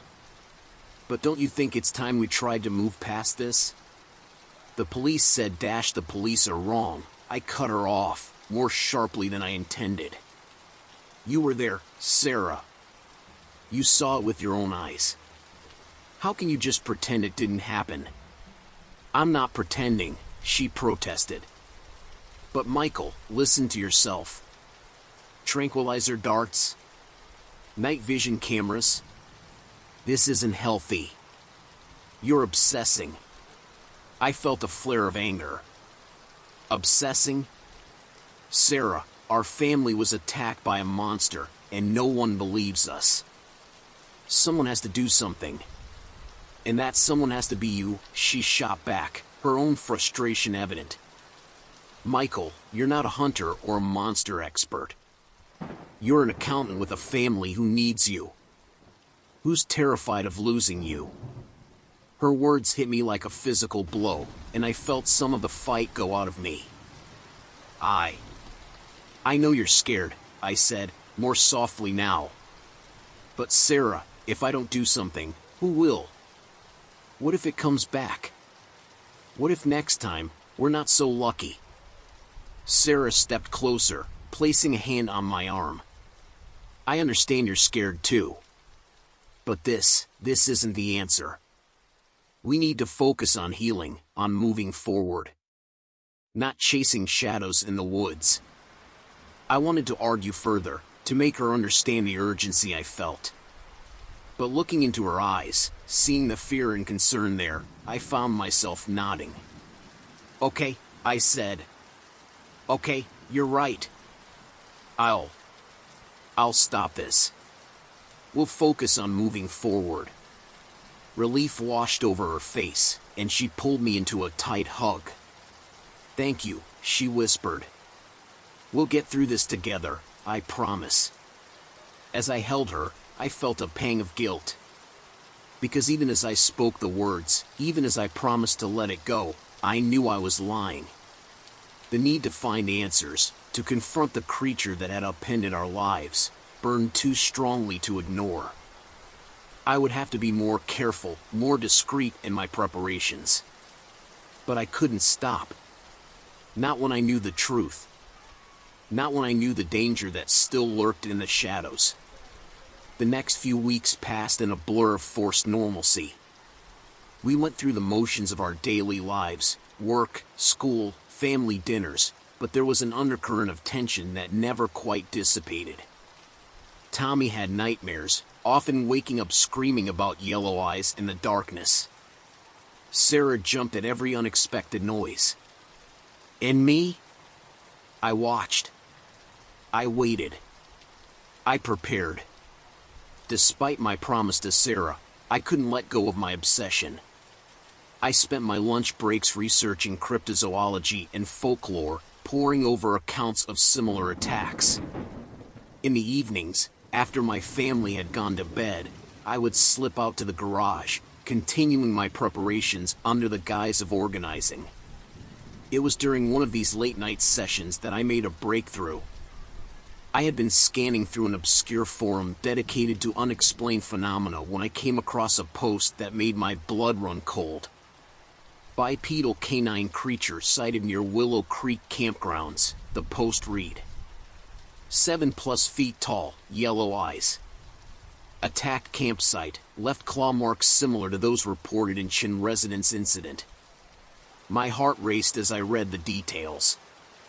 Willow Creek was less than 20 miles from our home. The attack had happened just 2 nights ago. It was still out there, and it was getting closer. Without thinking, I grabbed my phone and dialed the number listed in the post. It rang several times before a groggy voice answered. Hello? Is this Jake? Jake Thompson? I asked, reading the name from the forum post. Yeah, who's this? My name is Michael Chen. I saw your post about the creature at Willow Creek. I need to know everything you saw. There was a long pause on the other end of the line. When Jake spoke again, his voice was wary. Look, man, I don't know who you are or what you want, but I'm not interested in being harassed about this. I know what I saw, and I believe you. I cut him off. I've seen it too. It attacked my family. Please, I need to know what you know. Another pause, shorter this time. Then, you've seen it? For real? Yes, I confirmed. About a month ago. It broke into our home. The police said it was a bear, but you know better, Jake finished. I could hear the relief in his voice, the validation of finding someone else who believed. All right, man. What do you want to know? For the next hour, Jake and I talked. He described the attack in vivid detail, the sound of claws on canvas as the creature tore through his tent, the glint of intelligence in its yellow eyes, the way it moved with an almost human gait as it loped back into the forest. It was like nothing I've ever seen, Jake said, his voice hushed. I've been camping my whole life, man. I know every predator in these woods. This was something else. I know, I said. I've been trying to find proof, to make people believe. But it's like it knows how to cover its tracks. Jake laughed, a bitter sound. Yeah, tell me about it. I tried to show the rangers the claw marks, but they just said it was a bear. A bear? Can you believe that? As we talked, a plan began to form in my mind. Jake, I said slowly, what would you say to joining forces? Pooling our resources, our knowledge. Maybe together we can find the proof we need. There was a long silence on the other end of the line. When Jake spoke again, his voice was cautious but tinged with excitement. You serious? You really want to go after this thing? I don't think we have a choice, I replied. It's still out there. It's a threat. And if we don't do something, who will? All right, Jake said after a moment. I'm in. When do we start? We made plans to meet the following weekend at Willow Creek. As I hung up the phone, I felt a mixture of excitement and dread. This was it. The hunt was truly beginning. But as I turned to head back into the house, I found Sarah standing in the garage doorway, her arms crossed, her expression a mixture of disappointment and fear. You promised, she said softly. You promised you'd let this go. I opened my mouth to explain, to justify, but no words came out. How could I make her understand that this wasn't just about us anymore? That there were others out there, in danger? Sarah shook her head, tears glistening in her eyes.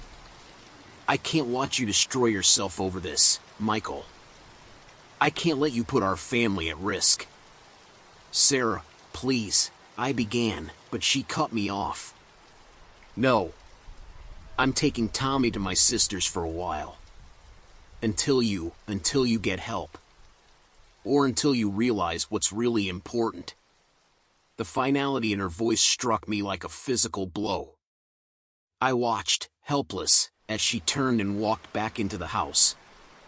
I wanted to follow her, to beg her to understand. But I knew, in that moment, that I had a choice to make. My family, or the truth. As I stood there in the garage, surrounded by the equipment I'd gathered for a hunt I wasn't sure I was prepared for, I felt the weight of that choice pressing down on me. But beneath the guilt and the fear, there was something else.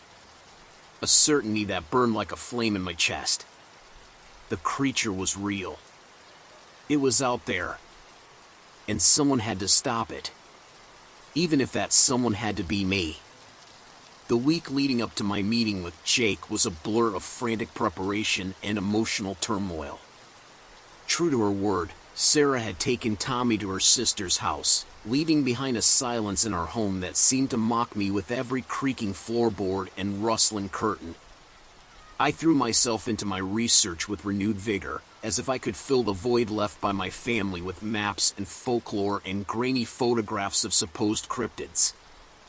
I scoured every inch of our property and the surrounding woods, looking for any sign of the creature's return. By the time Saturday rolled around, I was a bundle of nervous energy, equal parts excited and terrified about what the day might bring. I loaded my gear into the car, cameras, tranquilizer gun, first aid kit, and more, and set off for Willow Creek campgrounds. The morning sun filtered through the curtains, casting long shadows across the living room floor. I sat at the kitchen table, staring blankly at the untouched cup of coffee before me. The house was quiet, oppressively so, without the usual sounds of Sarah preparing breakfast or Tommy getting ready for school. Their absence was a physical ache, a constant reminder of the cost of my obsession. As I finally mustered the energy to take a sip of my now cold coffee, my phone buzzed with a text message. It was from Jake, my newfound ally in the search for the truth. Meet at Willow Creek Trailhead. 9 a.m. Brought new equipment. This is big, Michael. I felt a surge of anticipation, tinged with guilt. This was why Sarah had left, why my life was falling apart. And yet, I couldn't stop. The need to find answers, to prove I wasn't crazy, burned too strongly to ignore. With a sigh, I stood up and began gathering my gear. As I loaded the car, I caught sight of Mrs. Johnson next door, watering her flowers. Our eyes met briefly, and I raised a hand in greeting. But instead of her usual friendly wave, she quickly averted her gaze and hurried inside, the garden hose left running on her lawn. The rejection stung, but it wasn't unexpected. Word had spread quickly in our small town about the Chin family incident. What had once been concerned inquiries about our well-being had morphed into whispered conversations that abruptly stopped when I entered a room. I tried to shake off the feeling of isolation as I drove towards Willow Creek. The familiar streets of my hometown now felt alien, every glance from a passerby seeming to judge, to condemn. As I stopped at a red light, I saw Tom and Linda, couple friends we used to have over for barbecues, walking on the sidewalk. Tom noticed me first, his eyes widening in recognition before he quickly nudged Linda. Without a word, they crossed the street, heads down, pointedly avoiding eye contact. Cowards, I muttered under my breath, but the word felt hollow. Could I blame them? From their perspective, I was the man who had lost his mind, who was tearing his family apart over delusions of monsters in the woods. The rest of the drive passed in a blur of self-doubt and recrimination. By the time I pulled into the Willow Creek Trailhead parking lot, my knuckles were white from gripping the steering wheel too tightly. Jake was already there, pacing beside his beat-up pickup truck. He was younger than I'd expected, probably in his early 30s, with a scruffy beard and keen eyes that darted constantly, scanning the tree line. "Michael," he called as I got out of the car. "Man, am I glad to see you." Was starting to think I'd imagined our whole conversation.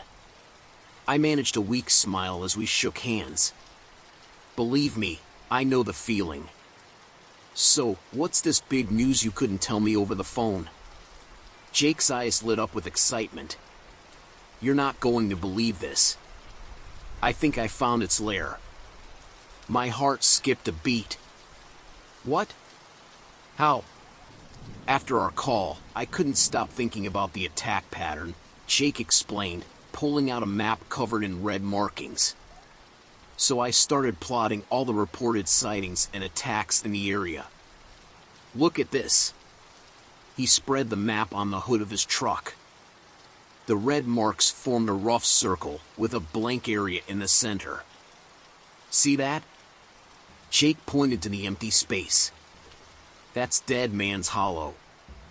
It's the only area within the creature's hunting ground where there have been no sightings, no attacks. Nothing." I leaned in, studying the map. "You think it's avoiding the area to throw people off?" Jake nodded vigorously. "Exactly. It's too perfect to be a coincidence. Plus," he lowered his voice, glancing around as if afraid of being overheard, "I did some digging. There are caves in Dead Man's Hollow. Old mining tunnels. Perfect place for something to hide." The logic was sound, and I felt a surge of hope. This could be it. The break we'd been waiting for. "So what's the plan?" "We go in," Jake said simply. "I've got cameras, motion sensors, the works. We set up a perimeter around the most likely cave entrances and wait." I hesitated, the rational part of my brain screaming that this was insane. We were two untrained civilians going after a creature that had already proven itself deadly. But the part of me that needed answers, that needed vindication, quickly silenced those doubts. "All right," I said. "Let's do this." We spent the next hour going over our equipment and finalizing our plan. As we worked, I found myself opening up to Jake about the toll this obsession had taken on my life. My wife left, I admitted, the words tasting bitter in my mouth. Took our son to her sister's. Says she won't come back until I get help. Jake's face softened with sympathy. "Man, I'm sorry. That's rough. My girlfriend thinks I'm nuts too. Keeps trying to get me to see a shrink." I laughed humorlessly. "Yeah, been there. Had a session with a therapist last week. Couldn't stand her patronizing tone, talking about stress-induced hallucinations and displacement of trauma. Like I don't know what I saw." Jake nodded in understanding. "It's like they can't even consider the possibility that we might be right. That there might be things out there they can't explain." "Exactly," I agreed, feeling a kinship with this man I barely knew. My boss called me into his office yesterday. Suggested I take a leave of absence to sort things out. I could see it in his eyes. He thinks I've lost it. "Screw 'em all," Jake said firmly. "We know the truth. And after today, we'll have proof. We'll show them all." His confidence was infectious, and I felt my spirits lift for the first time in weeks. We finished our preparations and set off down the trail, the weight of our equipment matched only by the burden of our purpose. Dead Man's Hollow lived up to its ominous name. The trees seemed to grow denser here, their branches intertwining overhead to create a canopy that blocked out much of the sunlight. The air felt heavier, filled with the musty scent of decaying leaves and damp earth. We moved carefully, setting up motion-activated cameras and infrared sensors at regular intervals. Jake had brought some high-tech equipment that I was almost afraid to ask where he'd obtained it. As we worked, the forest around us seemed to come alive with sounds, the rustle of unseen animals in the underbrush, the distant call of birds, the creaking of branches in the wind. Every noise made me jump, my nerves stretched to the breaking point. "There," Jake whispered, pointing to a dark opening partially hidden by overgrown vines. "That looks like a cave entrance." We approached cautiously, our flashlights cutting through the gloom. The cave mouth yawned before us, a black void that seemed to swallow the light. "You smell that?" Jake asked, his voice hushed. I nodded, my nose wrinkling at the rank odor emanating from the cave. It was a mix of wet dog, rotting meat, and something else, something musky and alien that made the hairs on the back of my neck stand up. "This is it," I breathed. "This has to be its lair." Jake was already setting up more cameras, his movements quick and efficient. "We'll set up a perimeter here. If it comes back, we'll catch it on film." As we worked, I couldn't shake the feeling that we were being watched. Every shadow seemed to move, every rustle in the underbrush sounded like footsteps. By the time we finished setting up our equipment, my shirt was soaked with nervous sweat. "Now what?" I asked as we retreated to a hidden observation point several yards from the cave entrance. "Now we wait," Jake replied, his eyes never leaving the cave. "And hope our friend decides to come home." The hours crawled by with agonizing slowness. We took turns watching the cave entrance, our eyes straining in the deepening twilight. As night fell, the forest came alive with a new set of sounds, the hoot of owls, the chirping of crickets, the occasional rustle that could have been anything from a raccoon to something else. It was nearing midnight when Jake suddenly grabbed my arm, his grip painfully tight. "There," he hissed. "Did you see that?" I followed his gaze, my heart pounding. For a moment, I saw nothing but shadows. Then, a movement caught my eye. Something large was moving in the darkness near the cave entrance. Something that walked on two legs. "Oh my God," I whispered. "It's real. It's really real." The creature emerged from the shadows, and I felt my breath catch in my throat.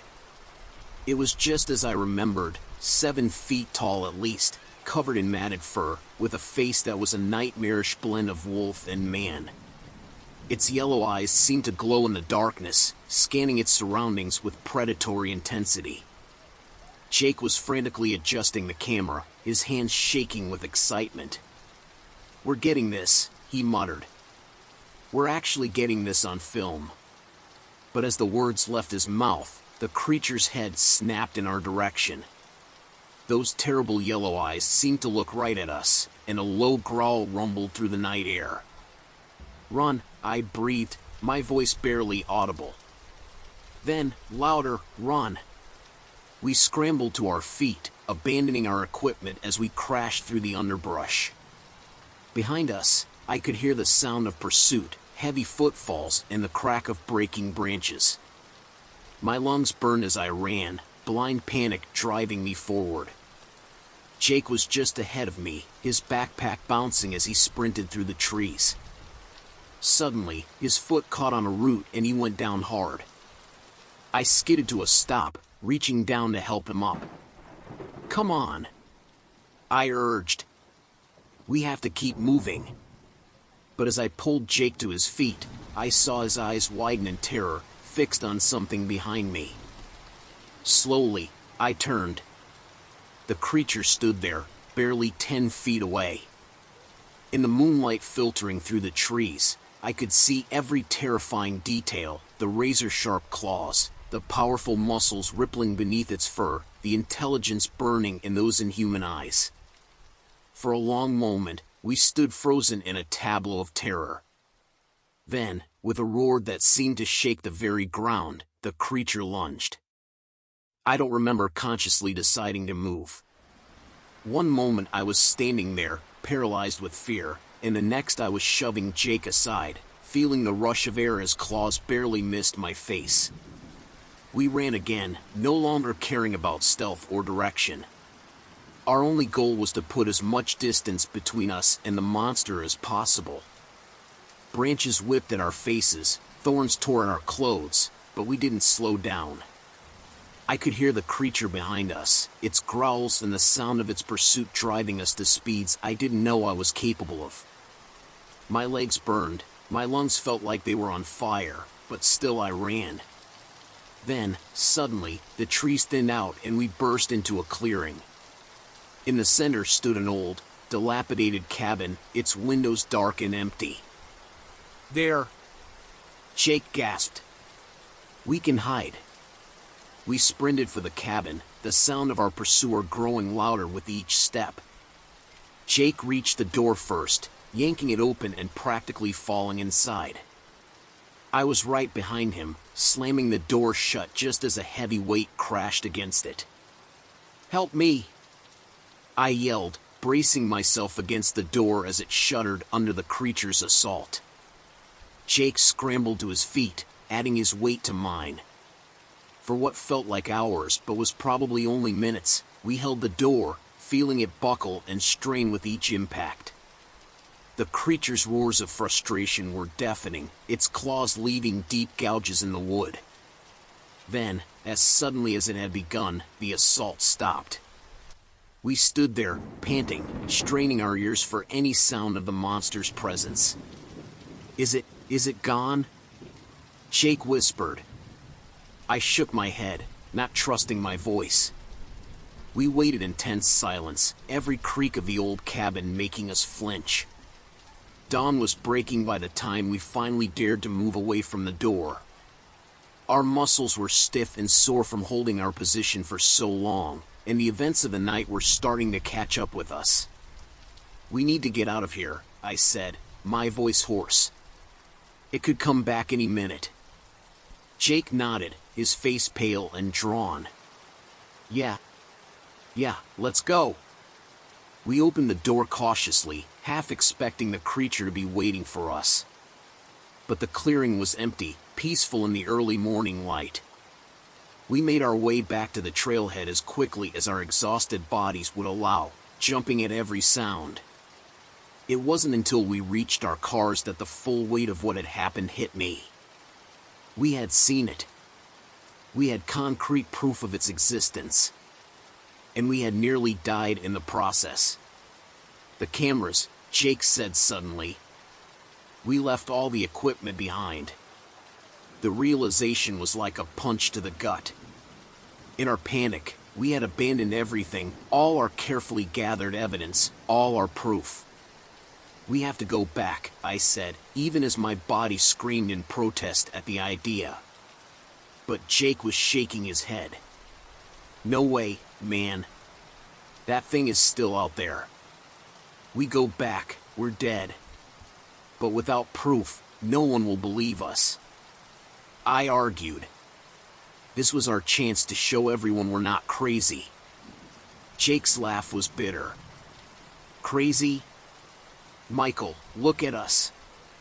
We just spent the night running for our lives from a monster that shouldn't exist. Maybe we are crazy." His words hit me hard, voicing the doubts that had been gnawing at the back of my mind for weeks. Were we crazy? Had we imagined it all? No, it had been real. The terror had been real. The creature had been real. "So what do we do now?" I asked, feeling lost.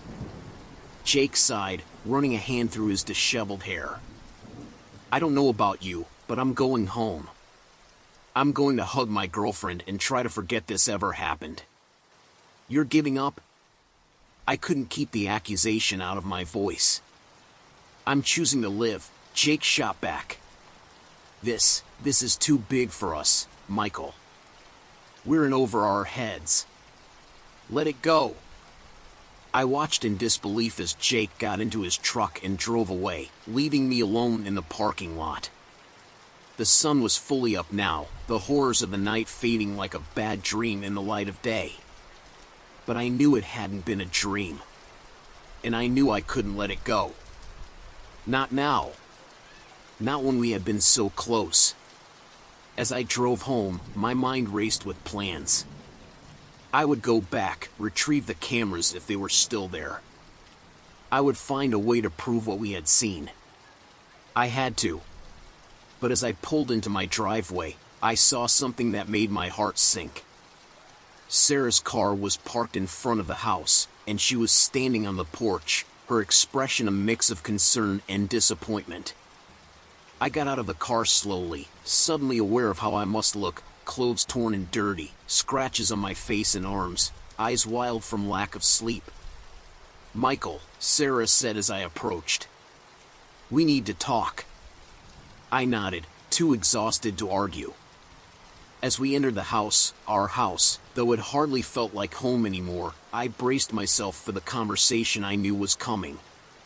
The conversation that might well be the final nail in the coffin of our marriage. But even as part of me yearned to give in, to beg Sarah to come home and forget this whole nightmare, I knew I couldn't.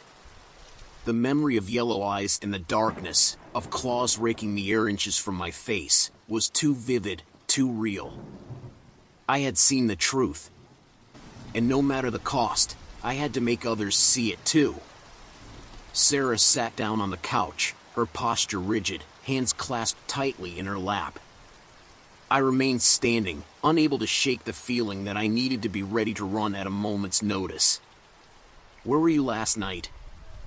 Sarah asked, her voice carefully controlled. I hesitated, knowing how my answer would sound but unable to lie. I was in the woods. At Dead Man's Hollow. Sarah closed her eyes, taking a deep breath. When she opened them again, they were filled with a mixture of anger and despair. "With that man? Jake?" I nodded, surprised she knew about him. "How did you?" "Mrs. Johnson saw you loading equipment into your car yesterday," Sarah explained. "She called me, worried. Said you looked manic." The word stung, but I couldn't entirely blame our nosy neighbor. I probably had looked manic, driven by the possibility of finally finding proof. "Sarah," I began, trying to find the right words. "I know how this looks. But last night, we saw it." The full moon hung low in the sky, its silvery light casting long shadows across my backyard. I paced the perimeter for what felt like the 100th time that night, my eyes constantly scanning the tree line. The tranquilizer gun felt heavy in my hands, a constant reminder of what I was preparing to do. It had been 3 weeks since that terrifying night in Dead Man's Hollow. 3 weeks of sleepless nights, of jumping at every shadow, of feeling like I was losing my grip on reality. Sarah and Tommy were still gone, their absence a constant ache in my chest. But I couldn't give up. Not when I was so close to proving the truth. As I completed another circuit of the yard, I caught sight of my reflection in the kitchen window. I barely recognized the man staring back at me. My eyes were sunken, dark circles testament to my lack of sleep. My beard had grown wild and unkempt. I looked like a madman. "Maybe I am mad," a small voice whispered in the back of my mind. But I pushed the thought away. I knew what I had seen. What I had fought. And tonight, I would end it once and for all. The hours crept by with agonizing slowness. Every rustle of leaves, every snapping twig made me whirl around, gun raised, heart pounding. But each time, it was nothing. Just the normal sounds of a forest at night. As midnight approached, I began to wonder if I had made a mistake. What if the creature didn't come? What if all of this was for nothing? Then, just as I was about to give up and go inside, I saw it. a familiar silhouette emerging from the trees at the far end of the yard. My breath caught in my throat as I watched the beast lope across the moonlit grass, its movements a horrifying blend of wolf and man. Adrenaline surged through my veins as I raised the tranquilizer gun, my hands surprisingly steady. This was it. The moment I had been waiting for. The chance to end this nightmare once and for all. The creature paused, its nose lifting to scent the air. I knew I only had seconds before it detected my presence. Taking a deep breath, I lined up the shot and squeezed the trigger. The dart flew true, striking the beast in the shoulder. A bone-chilling howl pierced the night, a sound of pain and rage that made my blood run cold. For a moment, hope surged within me. I had done it. I had taken down the monster. But that hope quickly turned to horror as I watched the creature reach up and yank the dart from its flesh. It shook its head, as if clearing away cobwebs, then fixed its burning yellow eyes directly on me. "Oh shit," I whispered, fumbling to reload the gun. But I knew it was too late. The beast was already charging, covering the distance between us with terrifying speed. I managed to fire off one more shot, but in my panic, I missed. The dart buried itself harmlessly in the grass as the creature bore down on me. At the last second, I dove to the side, feeling the rush of air as claws narrowly missed my face. Rolling to my feet, I abandoned the gun and ran for the house.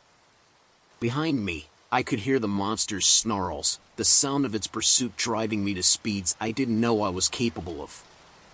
I reached the back door, yanking it open and stumbling inside. But before I could slam it shut, a massive paw wedged itself in the gap. I threw my full weight against the door, but it was like trying to stop a freight train. Inch by inch, the creature forced its way in. Desperate, I cast about for a weapon, anything I could use to defend myself. My eyes fell on the fireplace poker leaning against the hearth. It wasn't much, but it was all I had. As the beast finally burst through the door, I snatched up the poker and swung with all my might. The iron rod connected with a satisfying thunk, and the creature stumbled back, momentarily stunned. But my victory was short-lived. With a roar of fury, the monster lunged forward, knocking me off my feet. We went down in a tangle of limbs, human and inhuman, rolling across the floor in a desperate struggle. Claws raked across my chest, tearing through my shirt and into flesh. I cried out in pain but managed to keep my grip on the poker. As we rolled, I caught glimpses of the creature's face, the elongated snout, the razor-sharp teeth, the eerily human eyes burning with rage and hunger. In that moment, staring into those eyes, I realized something that chilled me to my core.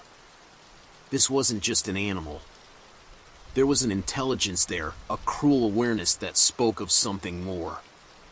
Something that shouldn't exist. With a surge of desperate strength, I managed to wedge the poker between us and push, creating just enough space to scramble away. I staggered to my feet, backing away as the creature rose, its yellow eyes never leaving mine. "What are you?" I gasped, my voice barely more than a whisper. To my shock, the beast's muzzle contorted, almost as if it were trying to smile. And then, it spoke. "Your worst nightmare," it growled, its voice a horrifying blend of human speech and animal snarl. I felt my world tilt on its axis. It could speak. The monster, the werewolf, whatever it was, it could speak. This wasn't just some animal. This was something far more terrifying. "Why?" I asked, my mind reeling. "Why are you doing this? Why me?" The creature's laugh was a sound that would haunt my nightmares for years to come. "Why not?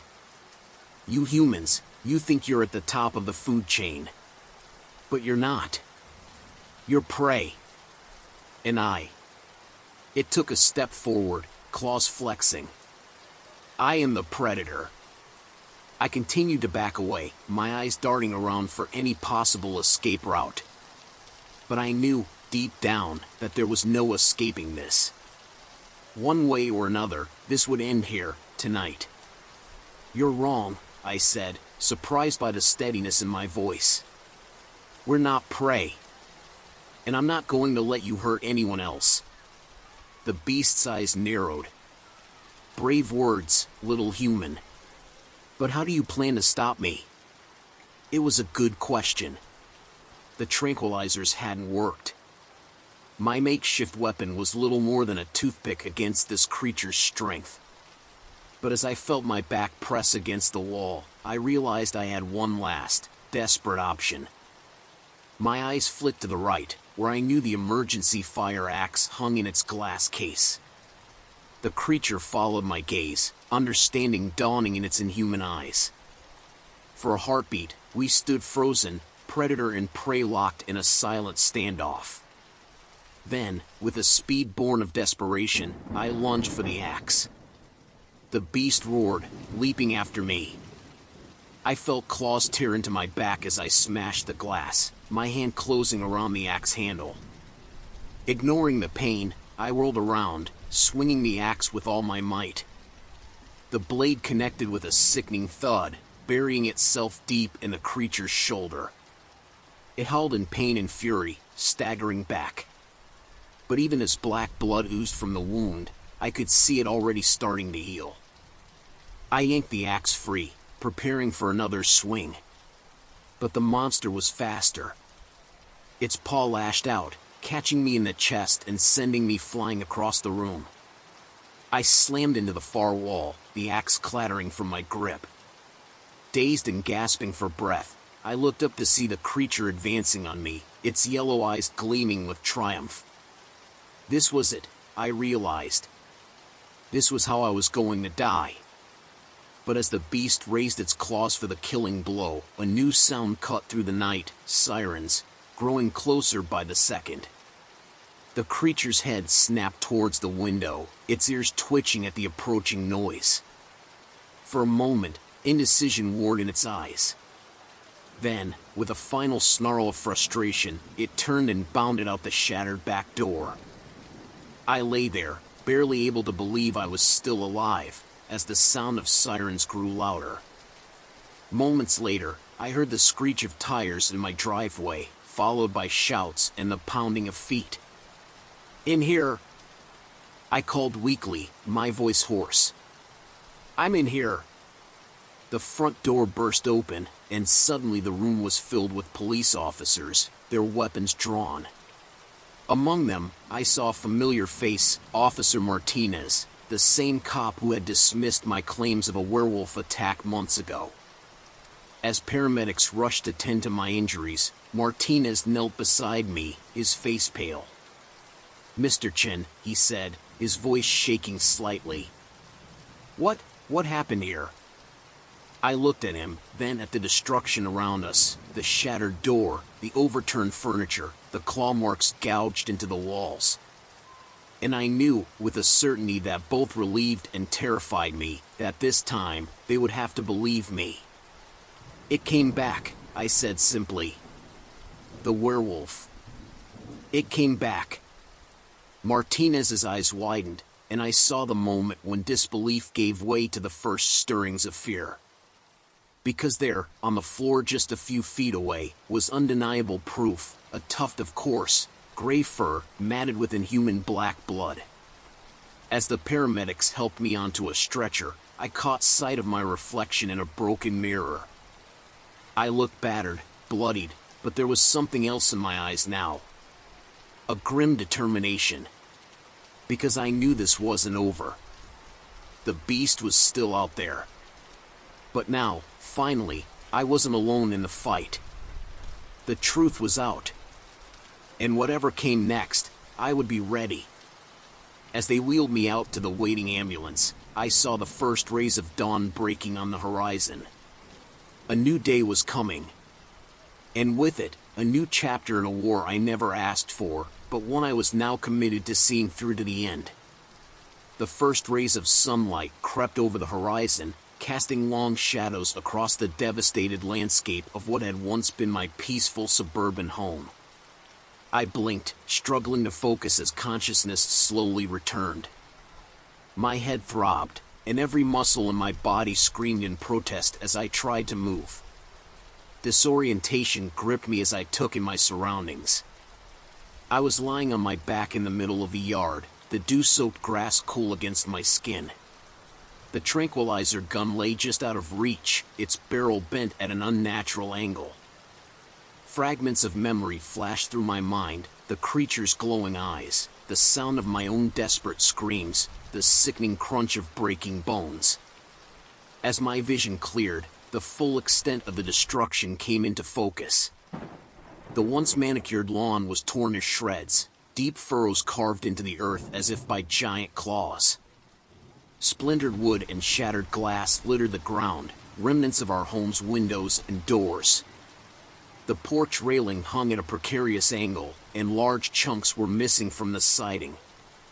I struggled to sit up, wincing at the stabbing pain in my ribs. My clothes were in tatters, streaked with dirt and what I hoped was not blood. As I surveyed the carnage, a chilling realization settled over me. There was no sign of the creature. No massive, wolf-like body lay defeated on the lawn. No trail of blood or fur indicated its path of retreat. "It can't be," I muttered, my voice hoarse and barely above a whisper. I hit it. I know I hit it. The sound of approaching sirens cut through the morning air, growing steadily louder. I knew I should feel relieved at the prospect of help arriving, but a knot of dread formed in my stomach. How could I possibly explain this? As the first police cruiser rounded the corner, its lights flashing, I closed my eyes and took a deep breath. The nightmare of the attack might be over, but I had a sinking feeling that a new ordeal was just beginning. The cruiser's tires crunched over the debris-strewn driveway as it came to a stop. Two officers emerged, their hands instinctively resting on their holstered weapons as they took in the scene before them. Holy shit, the younger of the two breathed, his eyes wide as he surveyed the destruction. His partner, an older man with graying hair and a weathered face, held up a hand to silence him. "Mr. Thompson," he called out, his voice carrying a mix of concern and weariness. "Are you all right?" I recognized the older officer as Sergeant Mike Hawkins, a man I'd spoken to multiple times over the past weeks. His expression was guarded as he approached, carefully picking his way through the wreckage. I'm here," I managed to croak, raising a shaking hand. Hawkins knelt beside me, his eyes scanning for visible injuries. "Jesus, John. What happened here?" Before I could answer, the younger officer called out from near the house. "Sarge, you're gonna want to see this." Hawkins stood, torn between staying with me and investigating further. "Sit tight, John. We've got an ambulance on the way." As the sergeant walked away, I could hear the officer's hushed conversation. "Look at these claw marks, Sarge. They're huge." "I see 'em, Roberts. Let's not jump to conclusions." "But sir, this matches everything Mr. Thompson's been saying. The size, the strength required to do this damage." "That's enough, rookie. Secure the scene and wait for backup." Their voices faded as they moved around the side of the house, leaving me alone with my thoughts. I wanted to feel vindicated, to shout that I had been telling the truth all along. But the absence of the creature's body gnawed at me. Without concrete proof, would anyone truly believe me? The wail of the approaching ambulance grew louder, and I steeled myself for the questions that were sure to come. The ambulance screeched to a halt beside the police cruiser, and two paramedics quickly emerged. They rushed towards me, equipment in hand, their faces a mix of professional concern and barely concealed shock at the scene around them. "Sir, can you hear me?" the female paramedic asked as she knelt beside me. Her name tag read Emily. Can you tell me your name? John, I replied, my voice stronger now. John Thompson. Emily nodded, shining a penlight into my eyes. Mr. Thompson, do you know where you are? My home, I said, gesturing weakly at the destruction around us. Or what's left of it. The male paramedic, whose name tag identified him as Derek, began checking my vital signs. Mr. Thompson, can you tell us what happened here?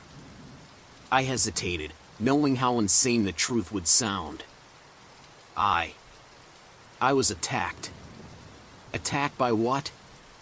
Derek pressed, his hands pausing in their work. Before I could answer, Sergeant Hawkins reappeared.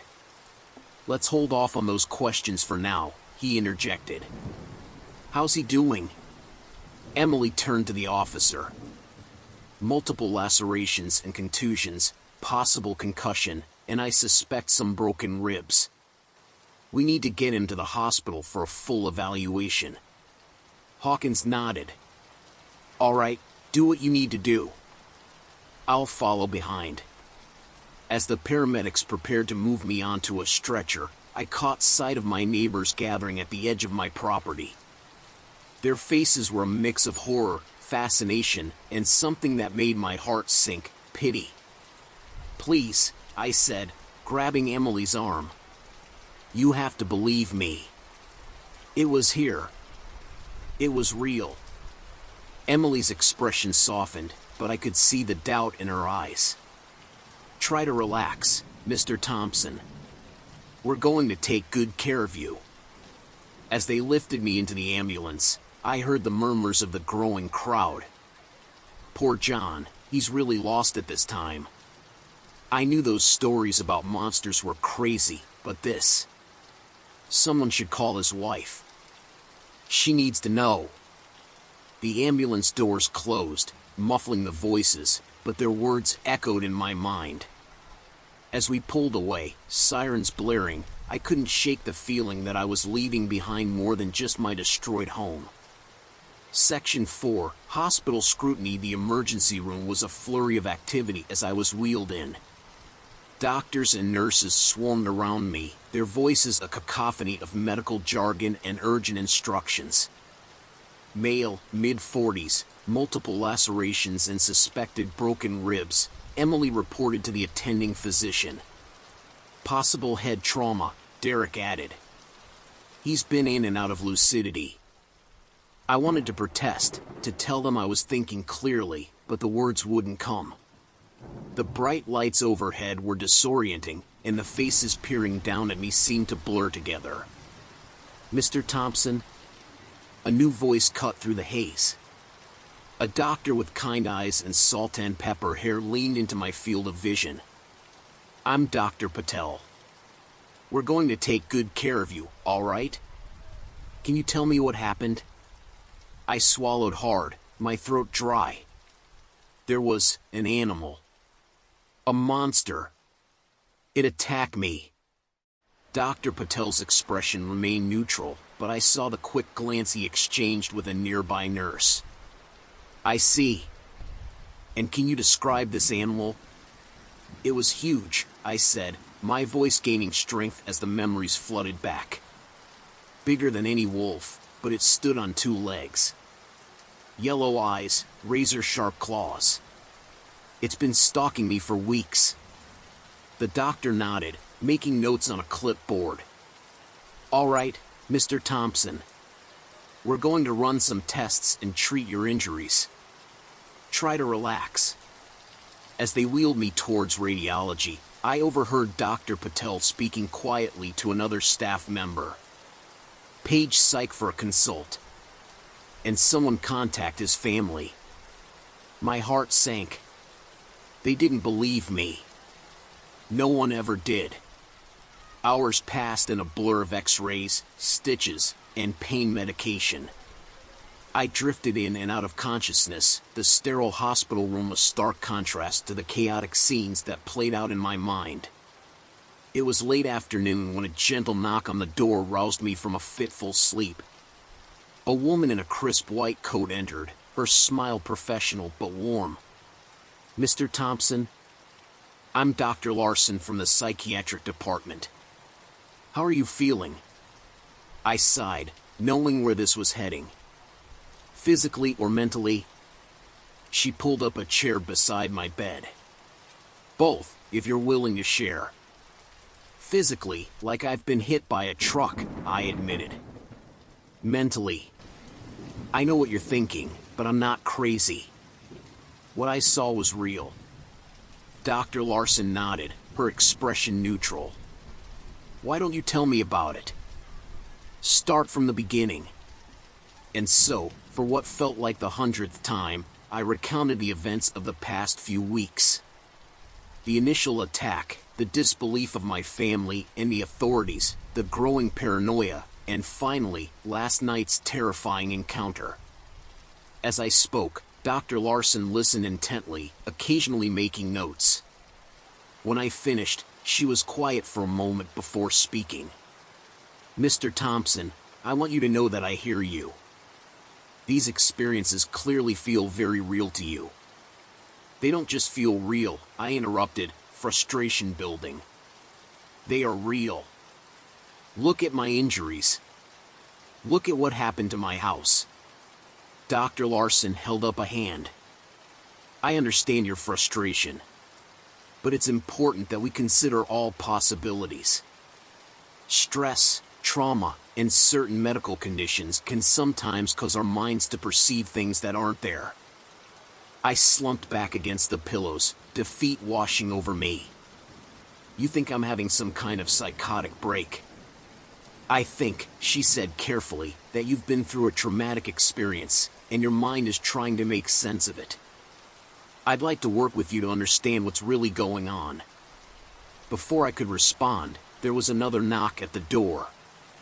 A nurse poked her head in. "Dr. Larson? Mr. Thompson's wife is here." My heart leapt. Sarah. Maybe she would believe me now, after seeing the destruction for herself. Dr. Larson stood. "We'll continue this later, Mr. Thompson. Try to get some rest." As she left, I steeled myself for the reunion with my wife, hoping against hope that this time, things would be different. Sarah entered the room slowly, her eyes red-rimmed and puffy. She looked exhausted, her usually tidy appearance disheveled. For a moment, we just stared at each other, the weight of everything that had happened hanging heavy between us. "Oh, John," she finally whispered, rushing to my bedside. Her hand hovered over mine, as if afraid to touch me. "What happened?" I reached out, grasping her fingers. "It came back, Sarah. The creature. It attacked again." Sarah's face crumpled, a mix of sorrow and frustration washing over her features. "John, please. Not this again. You have to believe me this time," I pleaded. "You've seen the house, right? How else do you explain that kind of destruction?" She pulled her hand away, pacing the small room. "I don't know, John. A bear? A pack of coyotes? A tornado? Anything seems more likely than a werewolf." I finished for her. "I know how it sounds, Sarah. But I saw it with my own eyes. I fought it." Sarah stopped pacing, turning to face me with tears in her eyes. "Do you have any idea what this is doing to our family? To me? To Tommy? He's terrified, John. Not of monsters, but of what's happening to his father." Her words hit me like a physical blow. "Sarah, I know, John." "Listen to me," she interrupted, her voice growing stronger. "For weeks, you've been jumping at shadows, installing ridiculous security measures, telling wild stories about creatures that don't exist. And now our home is destroyed, you're in the hospital, and I don't know what to believe anymore." I struggled to sit up, ignoring the pain that shot through my ribs. "Sarah, please. I know it's hard to understand, but I'm not making this up. I'm not crazy. Something is out there, something dangerous, and it's fixated on me. On us. Sarah shook her head, tears flowing freely now. I can't do this anymore, John. I can't live like this. The constant fear, the whispers from the neighbors, the pitying looks from our friends. It's too much. A cold dread settled in my stomach. What are you saying? She took a deep, shuddering breath. I'm saying that I think we need some time apart. Tommy and I, we're going to stay with my sister for a while. No, I gasped, reaching for her. Sarah, don't do this. I need you. I need you to believe me. Sarah stepped back, out of my reach. I want to, John. God help me, I want to believe you. But I can't. And I can't subject our son to this madness anymore. Please, I begged, my own tears starting to fall. Don't leave. We can figure this out together. I'll get help. I'll do whatever it takes. For a moment, Sarah's resolve seemed to waver. But then she straightened her shoulders, wiping at her eyes. I'm sorry, John. I truly am. But until you're ready to accept that you need help, that these delusions aren't real, I can't stay. It's not safe for Tommy, and it's not healthy for any of us. She moved towards the door, pausing with her hand on the handle. I love you, John. I hope you can understand that this is killing me too. But I have to protect our son. And with that, she was gone, leaving me alone with the beeping of the heart monitor and the crushing weight of my isolation. Section 6. The investigation unfolds the next morning brought a flurry of activity to my hospital room. Doctors made their rounds, nurses changed bandages, and a parade of law enforcement officials filed in and out, each with their own set of questions. Detective Lisa Chen, a no-nonsense woman with sharp eyes and a sharper mind, took the lead in the investigation.